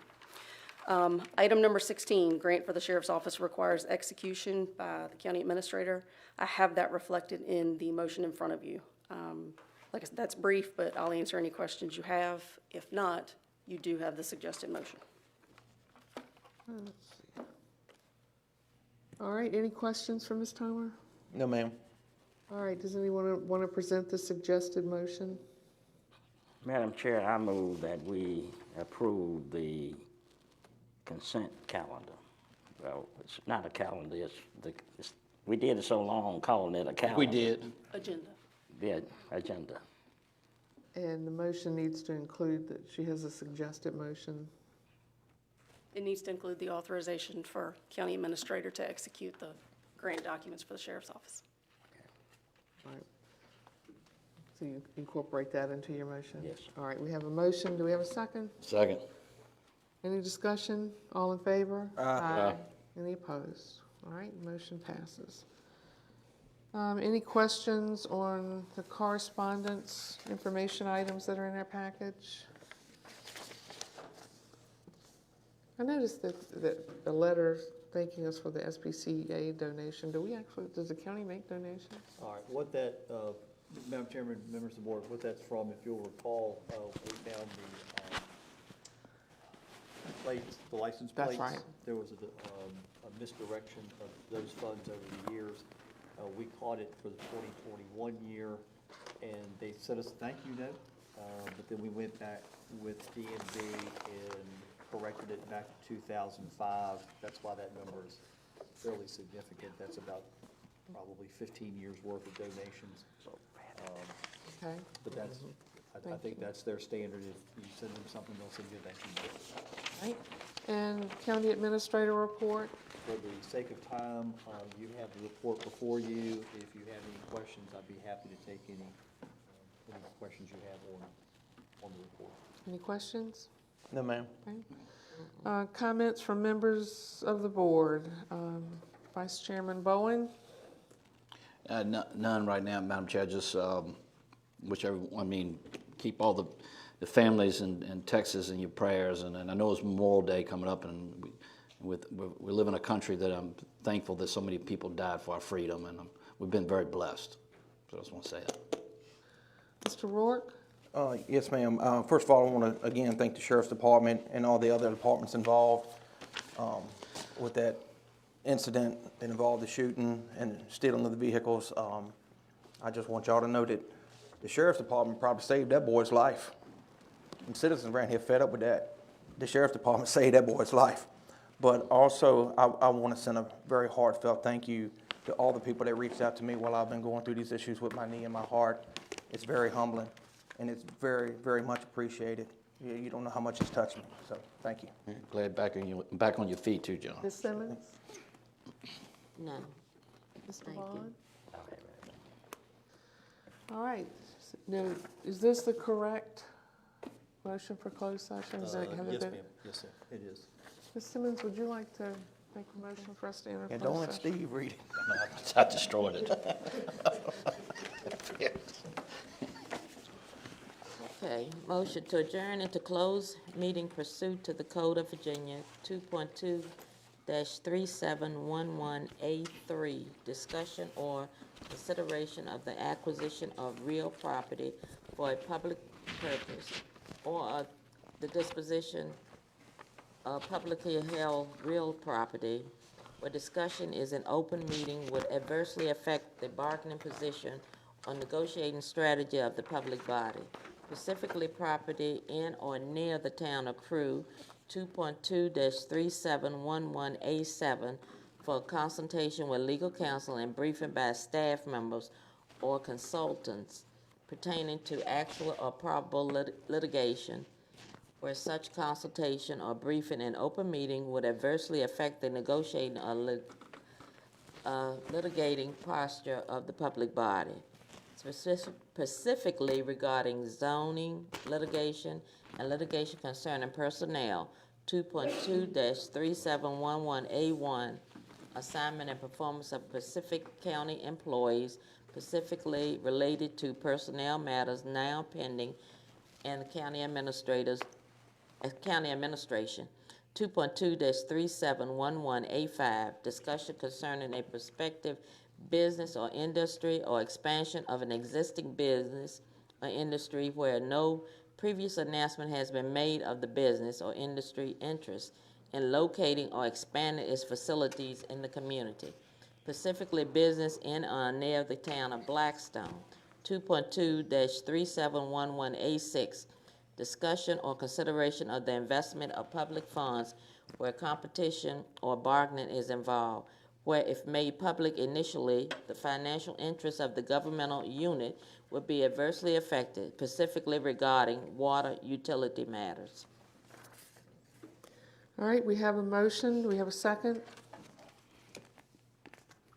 Second.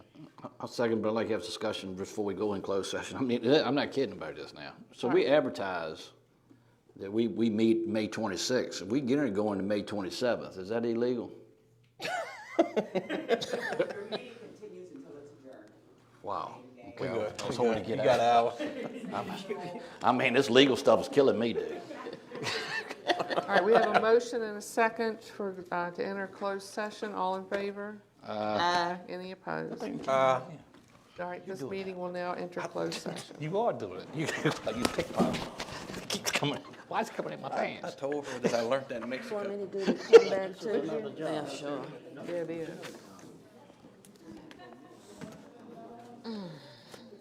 Hey, Thomas. How are you?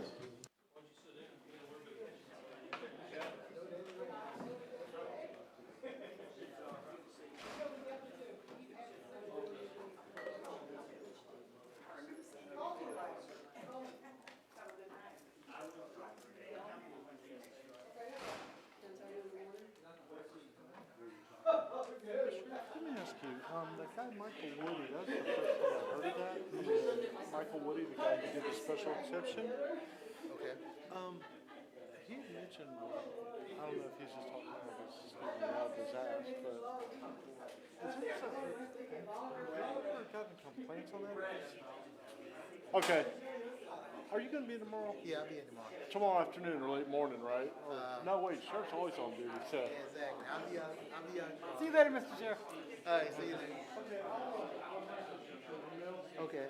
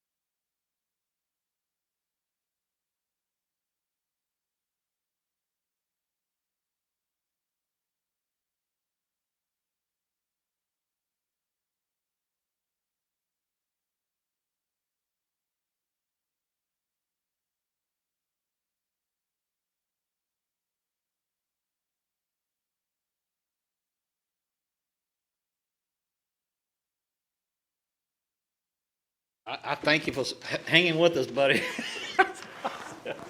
Thank you. He said he was bored, ain't got nothing to do with it. Yeah, right. Ain't like you can crappy fish this hour of the night. All right. All right, this meeting will reconvene in open session. Whereas the Nottoway County Board of Supervisors has convened an executive meeting on this date pursuant to an affirmative recorded vote and in accordance with the provisions of the Virginia Freedom of Information Act. And whereas 2.2-3712D of the Code of Virginia requires a certification of this Board of Supervisors, such executive meeting was conducted in conformity with the Virginia law. Now therefore be it resolved that the Nottoway County Board of Supervisors hereby certifies that the best of each member's knowledge on the public business matters lawfully exempted from open meeting requirements of Virginia law were discussed in the executive meeting to which this certification resolution applies. And two, only such public business meeting matters as were identified in the motion convening the executive meeting were here discussed or considered by the Board of Supervisors. And three, no action was taken in the executive meeting regarding the items discussed. All right, we have a motion for certification. Do we have a second? So move. Mr. Constant, will you roll call the board? Yes, ma'am. Supervisor Rourke, do you so certify? Yes. Supervisor Bowen, do you so certify? Yes. Supervisor Simmons, do you so certify? Yes. Supervisor Vaughn, do you so certify? Yes. Madam Chairman, do you so certify? Yes. All members certify, Madam Chairman. Okay. Do we have a motion to adjourn? So move. Second. All in favor? Aye. This meeting is adjourned. Good night. 10 more minutes. Man, you did a good job. It's not, I mean, Yeah, this,